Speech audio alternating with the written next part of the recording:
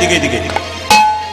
যদি হও নিচু তবে পাবে কিছু, জানি তাই যে যেখানে বসে আছেন আমি আপনাদের কাছে বারবার মিনতি করব, কীর্তন চলাকালীন কেউ কাউকে ডিস্টার্ব দেবেন না, হরিনাম শুনতে শুনতে কেউ কোনো গল্প করবেন না, যতটুকু নেবেন মন ভরে নেবেন। বলছে যদি হও নিচু তবে পাবে কিছু। মহাপ্রভু যখন শ্রীবাস যখন মহাপ্রভুকে নিয়ে নাম করতে করতে মুকুন্দকার নরহরিকে দেখা দিল, তখন জায়গাটা লক্ষ্য করুন, তারা দুজনে এরকম করে দাঁড়িয়ে আছে, মহাপ্রভুকে দর্শন করছে। যারা প্রকৃত ভক্ত হয় কীর্তন শোনার সময় দেখবেন করজোরে এরকম করে বসে থাকে আর ভগবানকে দর্শন করে। ওই জন্য আপনাদের বলে রাখি যে যদি অধম হওয়া যায় তাহলে ভগবানকে পাওয়া যায়, যদি উত্তম হবেন তাহলে ভগবানকে পাবেন না। অধম আর উত্তমের মধ্যে তফাৎটা কি একটু বুঝিয়ে দিই। কুরুক্ষেত্রের যুদ্ধে জিতেছিল কারা? পঞ্চপাণ্ডব না 100 ভাই? জোরে বলবেন, কারা জিতেছিল? পঞ্চপাণ্ডব। এদিকে যে পক্ষে ভগবান রয় সে পক্ষ কখনো হেরে যায়? যে পক্ষ ভগবান থাকে না সেই পক্ষ হেরে যায়। আচ্ছা, পঞ্চপাণ্ডবের পক্ষে ভগবান ছিল, তারা হারে নাই। 100 ভাইয়ের পক্ষে ভগবান ছিল না, তারা হেরে গেছে। আপনার জীবনে যদি ভগবান কৃষ্ণ থাকে তবে আপনি জীবনে কোনোদিন হারবেন না। আর আপনার পক্ষে যদি কৃষ্ণ না থাকে আপনি প্রতি পদক্ষেপে হেরে হেরে যাবেন। তবে যখন কৃষ্ণকে সঙ্গ নেবেন তখন মাঝে মাঝে ভগবান পরীক্ষা করবে, এই পরীক্ষাতে কেউ ভয় খেয়ে যাবেন না। কেন বলুন তো? আপনাকে যদি সোনা থাকে সেই সোনা দোকানে বিক্রি করতে যাবেন, স্বর্ণকার তো মাঝে মাঝে পরীক্ষা করে দেখবে সোনার মধ্যে কতটা খাদ আছে, কতটা সোনা আছে। আপনি ভক্তি সোনা ভগবানকে দেবেন, ভগবান তো পরীক্ষা করে দেখবে আপনার ভক্তির মধ্যে কতটা খাদ আছে, কতটা সোনা আছে। এই জন্যে মায়েরা যখন আপনারা ভক্তি করে বসে আছেন, দাদা ভাইয়েরা বসে আছেন, মন প্রাণ এক করে ভগবান কিন্তু আপনাদের দিকে নজর দিয়েছে। আপনারা কতখানি ভগবানকে দিয়েছেন, আপনারা মনে মনে কতখানি ঘরের চিন্তা করছেন, কতখানি ভগবানের চিন্তা করছেন। একদিন নারদ করলো, প্রভু পঞ্চপাণ্ডবের পক্ষে যোগ দিলে 100 ভাইয়ের পক্ষে দিলে না কেন? ভগবান বলল, নারদ, যে পক্ষে অধম থাকে আমি সেই পক্ষে থাকি, আর যে পক্ষে উত্তম থাকে আমি সেই পক্ষে থাকি না। নারদ বলল, আমি বুঝতে পারলাম না। বলছে, তুমি পঞ্চপাণ্ডবের পক্ষে রইলে 100 ভাইয়ের পক্ষে রইলে না, একটু বুঝিয়ে দাও। ভগবান তখন নারদকে বলল, নারদ, এই দেখো তোমাকে 3টে ফুলের মালা দিলাম, এই 3টে ফুলের মালা নিয়ে তুমি প্রথমে শত ভাইয়ের দ্বারা দুর্যোধনের কাছে যাও, ওকে জিজ্ঞাসা করে এসো ওদের মধ্যে কে উত্তম, তাহলে একটা মালা দেবে তার গলায় পরিয়ে। ওদের মধ্যে যে মধ্যম তার গলায় একটা মালা পরাবে, ওদের মধ্যে যে অধম তার গলায় একটা মালা পরাবে। শোনো নারদ, উত্তম মধ্যম অধম 3টে পাবে তবে মালা পরাবে। আর যে 3টের মধ্যে 2টো থাকে, একটা থাকে, বাকি না থাকে, তবে তুমি মালা 3টে ফেরত নিয়ে আসবে। লক্ষ্য করুন, নারদ মুনি মালা 3টেকে নিয়ে যখন শত ভাইয়ের দ্বারা দুর্যোধনের কাছে গেল, তখন দুর্যোধন নারদকে দেখে বলল, এই যে নারদ মুনি, আমার ভাগ্য কত ভালো, আজকে আমার কাছে এসেছো। নারদ বলল, তোমার কাছে পরীক্ষা করতে এলাম। কি পরীক্ষা? তোমাদের মধ্যে উত্তম কে? দুর্যোধন বলল, এই যে আমি। বলে, কেন? আমি শত ভাইয়ের দাদা দুর্যোধন, আমি হলাম উত্তম। উত্তমের মালা যদি পরাবে তবে আমাকে পরাও। সঙ্গে সঙ্গে নারদ প্রশ্ন করলো, তাহলে মধ্যম কে? সঙ্গে সঙ্গে দুর্যোধন বলল, আমার মেজ ভাই দুঃশাসন হলো মধ্যম, তার গলায় মালাটা পরিয়ে দাও। তাহলে অধম কে? সঙ্গে সঙ্গে বলল, এখানে অধম বলে কেউ নাই, উত্তম মধ্যম আছে, অধম নাই। নারদ মুনি 3টে মালা ফেরত নিয়ে ভগবানের কাছে এলো। ভগবান জিজ্ঞাসা করছে, আচ্ছা নারদ, তুমি 3টে মালা নিয়ে এলে কেন? বলছে, প্রভু উত্তম পেলাম, মধ্যম পেলাম, কিন্তু অধম পেলাম না। ভগবান বলল, নারদ এবার তুমি চলে যাও। বলে, কার কাছে? এবার তুমি চলে যাও পঞ্চপাণ্ডবের অর্জুনের কাছে। নারদ মুনি মালা 3টেকে নিয়ে যেন অর্জুনের কাছে গেছে। অমনি অর্জুন কেঁদে কেঁদে বলল, মুনিবর, আমার ভাগ্য কত ভালো, আপনি 3টে ফুলের মালা এনেছেন, কি জন্য এনেছেন আপনি? নারদ বলল, ওগো অর্জুন, তোমাদের মধ্যে যে উত্তম তার গলায় একটা পরাবো, যে মধ্যম তার গলায় একটা পরাবো, যে অধম তার গলায় একটা পরাবো। অর্জুন কি বলল একটু দেখুন। ওগো নারদ মুনি, উত্তমের মালায় মালা পরাবে গলাতে। উত্তম যদি হয়, এ সংসারে একজন পুরুষোত্তম ভগবান কৃষ্ণ, তার ছবিটা দেওয়ালে টাঙানো আছে, তার গলাতে এই উত্তমের মালাটা পরিয়ে দাও। বলে, তাহলে মধ্যম কে? বলে, মধ্যম কে? ভক্ত আর ভগবানের মধ্যে মিলন ঘটাই যে, তাকেই বলা হয় মধ্যম। ওগো নারদ, তুমি তো ভক্ত আর ভগবানের মধ্যে মিলন ঘটাও, তুমি তো নারদ, মধ্যমের গলাটা তোমার মালা তোমার গলাতে পরালাম। অধম কে? অর্জুন কেঁদে কেঁদে বলল, অধম যদি হয় তবে আমি যুগ যুগ ধরে বসে আছি, গোবিন্দের চরণ পাওয়ার জন্য যদি অধমের মালাটা পরাবে তবে আমার গলায় পরিয়ে দাও। নারদ মুনি চমকে উঠল, ভগবানকে এসে বলল, প্রভু তুমি ঠিক ঠিক জায়গায় গিয়েছো। এই জগতে যারা অধম তুমি তাদের পক্ষে থাকো, আর যারা উত্তম তুমি তাদের পক্ষে থাকো না। মায়েরা, মুকুন্দা নরহরি যখন এরকম করে দাঁড়িয়ে আছে তখন মহাপ্রভু শিবাসকে ডেকে বলল, শিবাস, বলে কি, দু ভাই আমাকে দেখতে এসছে, বড় ভাইয়ের নাম মুকুন্দ, ছোট ভাইয়ের নাম নরহরি। তো বড় ভাইকে বলে দাও আর ছোট ভাইকে বলে দাও, ওদের মধ্যে যে ছোট ভাই নরহরি তাকে বলে দাও সে আমার সঙ্গে সারা জীবন কীর্তন করবে, আমার সঙ্গে সঙ্গে থাকবে। আর যে বড় ভাই তাকে বলে দাও সে আমার 100 জন্ম সঙ্গ পাবে না। মায়েরা, এটা কিরকম হলো? দাদা ভাইরা আপনারা কীর্তন শুনতে এসছেন, এটা কিরকম হলো? এখানে এমনও তো হতে পারে বাড়ি থেকে দু ভাই কীর্তন শুনতে এসছেন, একজন মহাপ্রভুর কৃপা পেলেন, একজন পেলেন না। যে পেল তার তো আনন্দ হলো, আর যে পেল না তার কি অবস্থা হলো?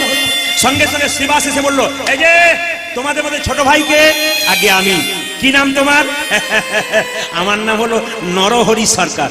তোমার জন্য প্রভু বলেছে তুমি সারা জীবন প্রভুর সঙ্গে কীর্তন করবে, প্রভুর সঙ্গে থাকবে। বড় ভাই বলছে, আচ্ছা আচ্ছা আচ্ছা শ্রীবাস, আমার জন্য প্রভু কি বলেছে? আমি তোকে টানতে টানতে নিয়ে এলাম, আমার জন্য কি বলেছে? সঙ্গে সঙ্গে মুকুন্দকে শ্রীবাস বলে উঠলো, তোমার জন্য প্রভু বলেছে তুমি 100 জন্ম সঙ্গ পাবে না, 100 জন্ম কৃপা পাবে না। যেই না বলেছে এই যে তুমি 100 জন্ম সঙ্গ পাবে না, 100 জন্ম কৃপা পাবে না, অমনি বড় ভাই মুকুন্দ কি করছে দেখুন, জয় গৌর জয় গৌর। এটা পাগল বলা যাবে না? যাকে বলবে ভগবান তার কৃপা হবে না, সে যদি নাচতে শুরু করে তাকে পাগল বলা হবে? হরিনাম যারা করে, হরিনাম যারা শোনে তারা তো পাগলই বটে বাবা। কেমন পাগল দেখুন, বারবার নাচছে জয় গৌর জয় গৌর জয় গৌর। এ কথা শুনে শ্রীবাস বলছে, মুকুন্দ, প্রভু তোমাকে বলল 100 জন্ম সঙ্গ পাবে না, সঙ্গ পাবে না, তাও তুমি জয় গৌর বলে নাচতে শুরু করলে। নাচতে শুরু করলে আমাকে যদি প্রভু বলতো 100 জন্ম সঙ্গ পাবো না, সঙ্গ পাবো না, তাহলে তো আমি বিষ খেয়ে আত্মহত্যা করিয়ে দিতাম, করে দিত। এ কথা শুনে মুকুন্দ বলছে, শোনো শোনো শিবা, শোনো শোনো শিব, প্রভু যদি বলতো কোন জন্মে সঙ্গ সঙ্গ পাবো না, তাহলে না হয় আমি বিষ খেয়ে আত্মহত্যা করে দিত।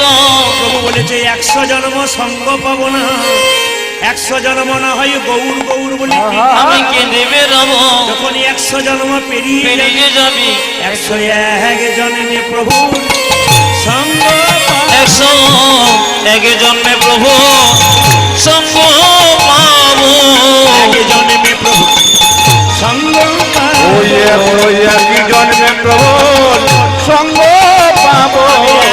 100 জন্ম কি দেবে রব, 1 জন্মে প্রভু সঙ্গ পাবো।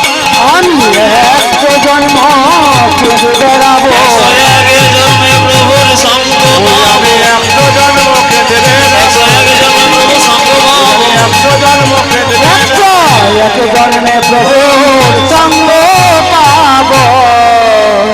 যে যেখানে বসে আছেন একটু মন দিয়ে শুনবেন। কাঁদতে যদি হয় মা, ভগবানের জন্য কাঁদো। ছেলের জন্য কাঁদবে না, মেয়ের জন্য কাঁদবে না, কাঁদবে যদি কৃষ্ণের জন্য কাঁদো। আপনারা একটু উত্তর দেবেন, আপেল কলা লেবু মন্দিরে নিয়ে যায়, ভগবান খায়? জোরে বলুন না। কিন্তু যদি আপনারা না বললেন তাহলে আমার আপনাদের কাছে প্রশ্ন, আপনারা কাল থেকে তাহলে আপেল কলা লেবু নিয়ে যাবেন ভগবান যদি খায় না? আসলে তা নয়, এইদিকে তাকাবেন, ভগবান দেখে। কি দেখে? আপনি যে আপেল কলা লেবু নিয়ে গেলেন মন্দিরে, ভক্তির ভাবে নিয়ে গেলেন না অহংকারের ভাবে নিয়ে গেলেন? শাস্ত্র তো প্রমাণ করে দিয়েছে। কোন জায়গাতে? এই জায়গাতে। শত ভাইয়ের দাদা দুর্যোধন কৃষ্ণকে নিমন্ত্রণ করেছিল, এমন খাবার খাইয়ে দেবো বাপ জন্মে খাও না।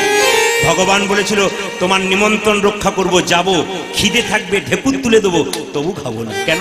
অহংকারের সেবা খাবো না। খেয়েছিল কার বাড়িতে?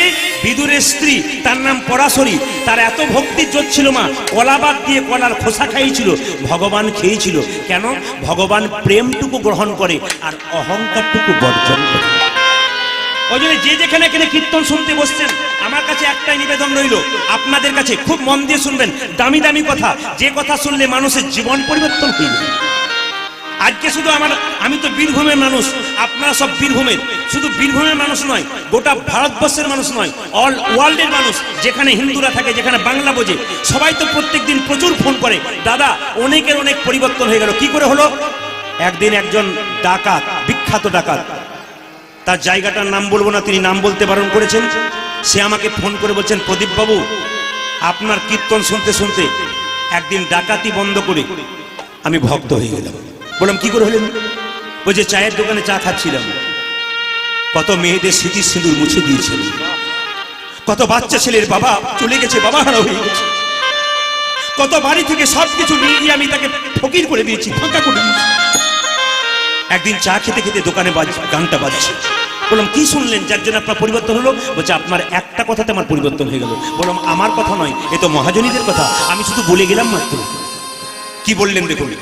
বলছে আপনি একদিন বলছিলেন না আলেকজান্ডার মৃত্যুর আগে তার কর্মচারীদেরকে বলেছিল আমি যখন মরে যাব আমার গোটা শরীরে সাদা কাপড় দিয়ে ঢাকা দিয়ে দেবে, কিন্তু যখন আমাকে নিয়ে যাবে তখন হাতটা এরকম করে দুলতে দুলতে নিয়ে। কর্মচারীরা জিজ্ঞাসা করেছিল আচ্ছা সম্রাট আপনাকে হাতটা এরকম করে দুলতে দুলতে নিয়ে যাবো কেন? বলছে আমি আমার রাজত্বের জন্য কত মানুষের রক্ত ঘাঁটলাম, কত মেয়েদেরকে বিধবা করে দিলাম, কত সন্তানকে বাবাহারা করে দিলাম, কত সন্তানকে আমি বাবাহারা করে দিয়েছি, কিন্তু যে জন্য আমি করলাম আমি যাবার সময় কি নিয়ে চললাম আমাকে দেখে যেন জগৎ শেখে আমি যে এত করলাম যাবার সময় কি নিয়ে চললাম। সেই দিন আমার মনে একটু টনক লড়ে গেল দাদা। আমি যে এত চুরি ডাকাতি করলাম আমার সংসারের জন্য, এত মেয়ের স্মৃতি সিঁদুর কেড়ে নিলাম, তারা তো হাহাকার করে কেঁদেছে, আমাকে অভিশাপ দিয়েছে। আপনি তো বলেছেন যদি কেউ প্রচুর পাপ করে তারপর ভক্ত হয়ে যেতে পারে, তবে পাপ থেকে তার রক্ষা হয়। আপনি একটু ভগবানের কাছে প্রার্থনা করে বলবেন কত পাপ আমি করেছি, পাপ আর পারা তো সহ্য হবে না, যেন কষ্ট থেকে একটু রেহাই পেয়ে যায়, জীবন পরিবর্তন হবে। বাচ্চাদের শব্দ করেন, বসেন বসেন বসেন। জীবন আপনাদের পরিবর্তন হয়ে যাবে। একটা একটা করে কথাগুলো শুনবেন। আস্তে, কিসের অহংকার? আস্তে আস্তে, কিসের অহংকার? কলকাতার জয়নগরের রাস্তা দিয়ে পেরোচ্ছি, হঠাৎ দেখতে পেলাম চা দোকানে চা খাচ্ছি, হঠাৎ দেখতে পেলাম একটা মৃতদেহ এলো এসি গাড়িতে তিলক চন্দন করে ফুলমালা নিয়ে। প্রচুর মানুষ এলো তার সঙ্গে সঙ্গে, শুনলাম সে নাকি কয়েকশো কোটি টাকার মালিক। কিছুক্ষণ পরে আরেকজন এলো যাকে ট্রলিতে করে বেঁধেছে ছেঁড়া তালাই দিয়ে খড়ের দড়ি দিয়ে। সেই লোকটার খবর নিলাম সে নাকি রাস্তার ভিখারি ছিল। সেই ভিখারিটা কোনোদিন ওই এসি গাড়িতে যে এলো তার বাড়িতে যেতে পারে নাই, বাবু বলে ডেকেছে তবু দেখা দেয় নাই। কিন্তু আজকে যখন শ্মশান ঘাটে একদিকে ভিখারি শুয়ে আছে, একদিকে কোটি টাকার মালিক শুয়ে আছে, দুজন যেন বলা বলি করছে ভাই এলাম তখন খালি হাতে, গেলাম তখন খালি হাতে, মাঝখানে আমি বড় লোক আর তুমি গরিব, কিন্তু কি পেলাম যাবার সময় তো এইরকমই চলে গেল। আপনাদের কাছে নিবেদন, যদি আপনার টাকা পয়সা আছে আপনি অহংকার করবেন না, গোবিন্দ আপনাকে কৃপা করে দিয়েছে, যদি রাখতে পারেন তবে আপনার লাভ আছে। আর যদি নিজেকে মনে করেন আমি বেশ পেয়ে গেছি তাহলে আপনার নিতাই গৌর হরি বলুন। একজন জিজ্ঞাসা করছে প্রদীপ বাবু যে হরিনাম করে সে কষ্ট পায়, আর যে হরিনাম করে না বুক ফুলিয়ে বেড়ায়, পাপ করছে, প্রচুর টাকা রোজগার করছে, অন্যায় করছে, বুক ফুলিয়ে বেড়াচ্ছে। বললাম চিন্তা করবেন না, আমি বললাম চিন্তা করবেন না, প্রত্যেকটা মানুষের কাছে দুটো কলসি আছে, একটা পাপের কলসি একটা পুণ্যের কলসি। ওর এখনো পাপের কলসিটা পূর্ণ হয়নি, ওর যখন পাপের কলসিটা পূর্ণ হয়ে যাবে না, বেলুনকে যখন বাচ্চারা ফুলোই তখন ফুলোতে ফুলোতে হঠাৎ এক সময় ফট করে ফুটে যায়, দেখবেন ও একদিন ফট করে ফুটে যাবে, আপনার কোনো চিন্তা নেই। এই যে নিবেদন আপনাদের কাছে, আপনাদের পুণ্যের পাপের কলসি দেখবেন ধীরে ধীরে পূর্ণ হয়, আর পুণ্যের কলসিও ধীরে ধীরে পূর্ণ হয়। আপনারা যে পুণ্য করছেন না, পুণ্যের কলসি বাড়ান, আপনি দেখবেন যারা পাপের কলসিতে পূর্ণ হচ্ছে তাদের কষ্ট আপনারা চোখের সামনে দেখবেন, সেই দিন বুঝবেন যে আমি কি করলাম আর এরা কি করল। এই জন্য আপনাদের কাছে নিবেদন রইল মা, যে যেখানে বসে, বাচ্চাদের শব্দ বন্ধ করেন, এখানে বড় গন্ডগোল হচ্ছে। এই জন্য আপনাদেরকে বলে যায় মায়েরা, ভগবানের জন্য কাঁদতে হয়, সংসারের জন্য কাঁদবেন, ছেলের জন্য মেয়ের জন্য। ছেলে মেয়ে প্রশ্ন করবে তুমি আমার জন্য কি করেছো, শেষে আপনি বলবেন আহ যার জন্য করি চুরি সে কিনা বলে চোর। কিন্তু ভগবানের জন্য যদি কেউ একবার কাঁদতে পারে মা, তার ভেতরে যত যন্ত্রণা আছে সব কষ্ট রেহাই পেয়ে যায়। ছেলের জন্য কাঁদবেন, মেয়ের জন্য কাঁদবেন, আপনার চোখ থেকে জল পড়বে, সেই চোখটা দেখবেন, জলটা দেখবেন চোখের কোণ দিয়ে পড়বে। পরীক্ষা করে দেখবেন আমার কথা, সেই জলটা যখন মুখের মধ্যে প্রবেশ করবে নোনা নোনা ভাব লাগবে, সেই জলটা যখন স্পর্শ করবেন গরম লাগবে। কিন্তু ভগবানের জন্য কেউ যদি কাঁদতে পারে তার চোখের জলটা চোখের কোণ দিয়ে পড়ে না, চোখের মাঝ দিয়ে পড়ে। সে জল গরম হয় না বাবা, সে জল শীতল হয়। সে জল মুখের মধ্যে প্রবেশ করলে নোনা নোনা ভাব লাগে না, মিষ্টি মিষ্টি ভাব লাগে। কৃষ্ণের জন্য কাঁদো, জীবনে উন্নতি আছে। ভগবানের জন্য কাঁদো, জীবনে উন্নতি আছে। আর সংসারের জন্য কাঁদবেন, আপনার উন্নতি তো হবে না, বরং আরো যন্ত্রণা আপনার বেড়ে যাবে। এই জন্য মুকুন্দা নরহরি যখন দুজনে দাঁড়িয়েছে, যখন মহাপ্রভু মুকুন্দকে বলল তুমি 100 জন্ম সঙ্গ পাবে না, তখন মুকুন্দ সরকার কাঁদছে। বাবা, ভগবান সব সইতে পারে গো, দুটো জিনিস সইতে পারে না, একটি অহংকার, একটি চোখের জল। মুকুন্দ যখন কাঁদছে, মহাপ্রভু ডেকে বলল এ মুকুন্দ, এদিকে এদিকে এদিকে। মহাপ্রভুকে প্রণাম করে মুকুন্দ বলল, প্রভু আমার ভাইকে তুমি কৃপা করলে, আমাকে তুমি কৃপা করলে না কেন? সঙ্গে সঙ্গে মহাপ্রভু একটা দামি কথা বললেন, আপনারা সবাই শোনা করুন। মুকুন্দ, এ সংসারে যারা বড় ভাই হয় তাদের দায়িত্ব সবচাইতে বেশি থাকে, এটা মহাপ্রভুর কথা। কিন্তু এ সংসারে যারা বড় ভাই হয় তাদের দায়িত্ব সবচাইতে বেশি হয়। বলে কেন না, বনের মধ্যে বড় বড় গাছগুলো যেমন ছোট ছোট গাছগুলোকে ঝড়ঝঞ্ঝা থেকে রক্ষা করে, একটা সংসারের বড় ভাই তার সংসারের সব ঝড়ঝঞ্ঝাট মাথায় পেতে নেয়, সে বাবার সমান হয়ে যায়। তোমরা দুজন মিলে যদি হরিনাম করতে চলে আসবে, তাহলে বাড়ির সব না খেয়ে মরবে। ওই যে তোমার ভাইকে আমি শ্রীখণ্ডে পাঠিয়ে দিলাম, আর তোমার ভাইকে আমার কাছে রাখলাম, আর তোমাকে আমি শ্রীখণ্ডে পাঠিয়ে দেবো। তবে মুকুন্দ, এইদিকে মায়েরা, মুকুন্দকে একটা আশীর্বাদ দিল। কি আশীর্বাদ? যে যেখানে বসে আছেন আপনাদের কাছে নিবেদন, যে আপনারা মহাপ্রভুর কীর্তন শুনছেন, যে যা কর্ম করেন, কাল থেকে সকালে কর্ম আপনাদের বাড়বে, কর্মের উন্নতি বাড়বে যদি যত কীর্তন শুনবেন আপনি। মহাপ্রভু মুকুন্দকে বলো, মুকুন্দ তুমি তো চিকিৎসা করো, তোমাকে আশীর্বাদ করলাম, কাল থেকে বাড়ি গিয়ে একটা গোপীনাথের মন্দির তৈরি করো, জীবের দ্বারে হরিনাম দাও, আর গরিবের চিকিৎসা করো, পয়সা নেবে না। তবে হ্যাঁ, তুমি হরিনাম জীবের দ্বারে বেলাবে, আর কি করবে? কৃষ্ণ নাম করবে আর চিকিৎসা করবে। তোমার মাথায় হাত বুলিয়ে দিলাম, তুমি যাকে চিকিৎসা করবে তারই রোগ ভালো হয়ে যাবে। ফিরে যাও, ফিরে যাও, ফিরে ফিরে যাও, শ্রীখণ্ডে ফিরে যাও, ফিরে যাও, ফিরে যাও, শ্রীখণ্ডে ফিরে যাও, ফিরে যাও, শ্রীখণ্ডে ফিরে যাও। ফিরে যাও, ফিরে যাও, শ্রীখণ্ডে ফিরে যাও। ফিরে যাও, যাও, যাও, ফিরে যাও। ফিরে যাও। ফিরে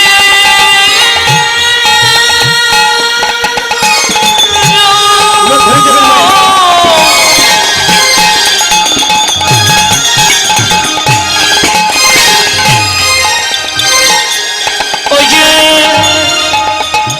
মুকুন্দ, তুমি শ্রীখণ্ডে ফিরে যাও, যাও, যাও, যাও।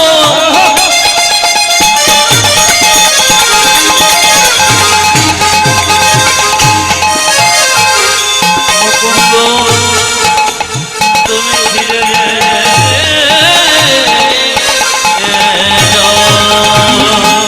ফিরে যাও, ফিরে যাও, শ্রীখণ্ডে ফিরে যাও। ফিরে যাও, ফিরে যাও, শ্রীখণ্ডে ফিরে যাও। তুমি দাঁড়ে দাঁড়ে গিয়া চরণে ধরিয়া, তুমি দরে দরে গিয়ে চরণে ধরিয়া, দাঁড়ে দাঁড়ে গিয়া চরণে ধরিয়া, তুমি দাঁড়ে দাঁড়ে গিয়া চরণে ধরিয়া। হরিনাম বিনা তুমি দাঁড়ে দাঁড়ে গিয়া চরণে ধরিয়া হরিনাম দিলাম। ফিরে যাও, ফিরে যাও, সেখানে ফিরে যাও। আজ ফিরে যাও, ফিরে যাও, শ্রীখণ্ডে ফিরে যাও। আমার মহাপ্রভু ধাক্কা পাইয়া মুকুন্দ চলিয়া, মুকুন্দ আমার মহাপ্রভুর আজ্ঞা পায়া মুকুন্দ চলিয়া, মুকুন্দ চলিয়া। মহাপ্রভু ধাক্কা পাইয়া মুকুন্দ চলিয়া, মুকুন্দ চলিয়া। আমার মহাপ্রভুর আজ্ঞা পাইয়া মুকুন্দ চলিলা, মুকুন্দ চলিলা। শ্রীখণ্ড প্রাণীতে আজ শ্রীখণ্ড গ্রামেতে আসি, শ্রীখণ্ড প্রাণীতে আর শ্রীখণ্ড গ্রামেতে আসি। উপনীত হইলা,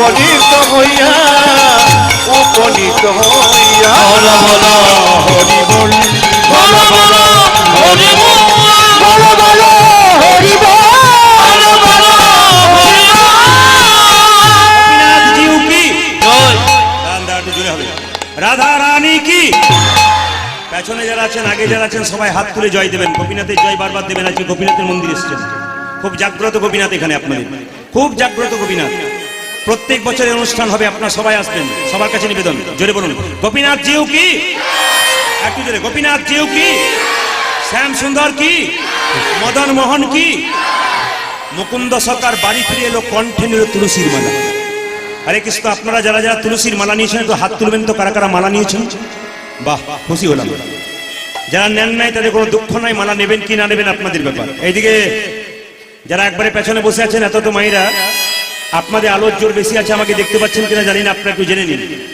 তুলসীর মালা আপনারা কণ্ঠে নেবেন কেন নেবেন সেটা আপনাদের ব্যাপার আপনারা একটু জেনে নিন দেখবেন বাড়িতে বেগুন গাছ লাগালে বেড়া দিতে হয় না না জোরে বলুন বেড়া দিতে হয় বেগুন গাছে বেড়া দিতে হয় কেন ছাগলে গরুতে ছিঁড়ে খাবে ছাগলে গরুতে ছিঁড়ে খাবে এখানে গুরুদেব আমাদের কর্ণে কৃষ্ণ মন্ত্র দিয়েছে আমাদের শরীরে কৃষ্ণ প্রেমের অঙ্কুর হবে বলে যদি আপনারা কেউ গলাতে তুলসীর মালা নামক বেড়া না দেন তবে আপনাদের কৃষ্ণ মন্ত্রের বীজটাকে ছাগলে গরুতে কামিনী কাঞ্চন ছাগলে গরুতে নিতাই গৌর হরি বল এইবার বলে নাকি তুলসী মালা পরার যুক্তিগুলো কি আপনারা দেখবেন যারা সাপ নাচাতে আসে যারা সাপ নাচাতে আসে বিজ্ঞান কি বলছে যারা সাপ নাচাতে আসে দেখবেন সাপটা যখন নাচায় তখন দেখবেন সাপ এরকম করে দাঁড়িয়ে থাকে তখন দেখবেন যে সাপ নাচায় সে দেখবেন হাত এমনি এমনি করে কিনা জোরে বলুন করে কিনা তখন দেখবেন সাপ জোরে ছবল মারতে যায় কিন্তু মারতে পারে না কেন মারতে পারে না ওইটাই দেখার বিষয় আপনাদের কি সাপ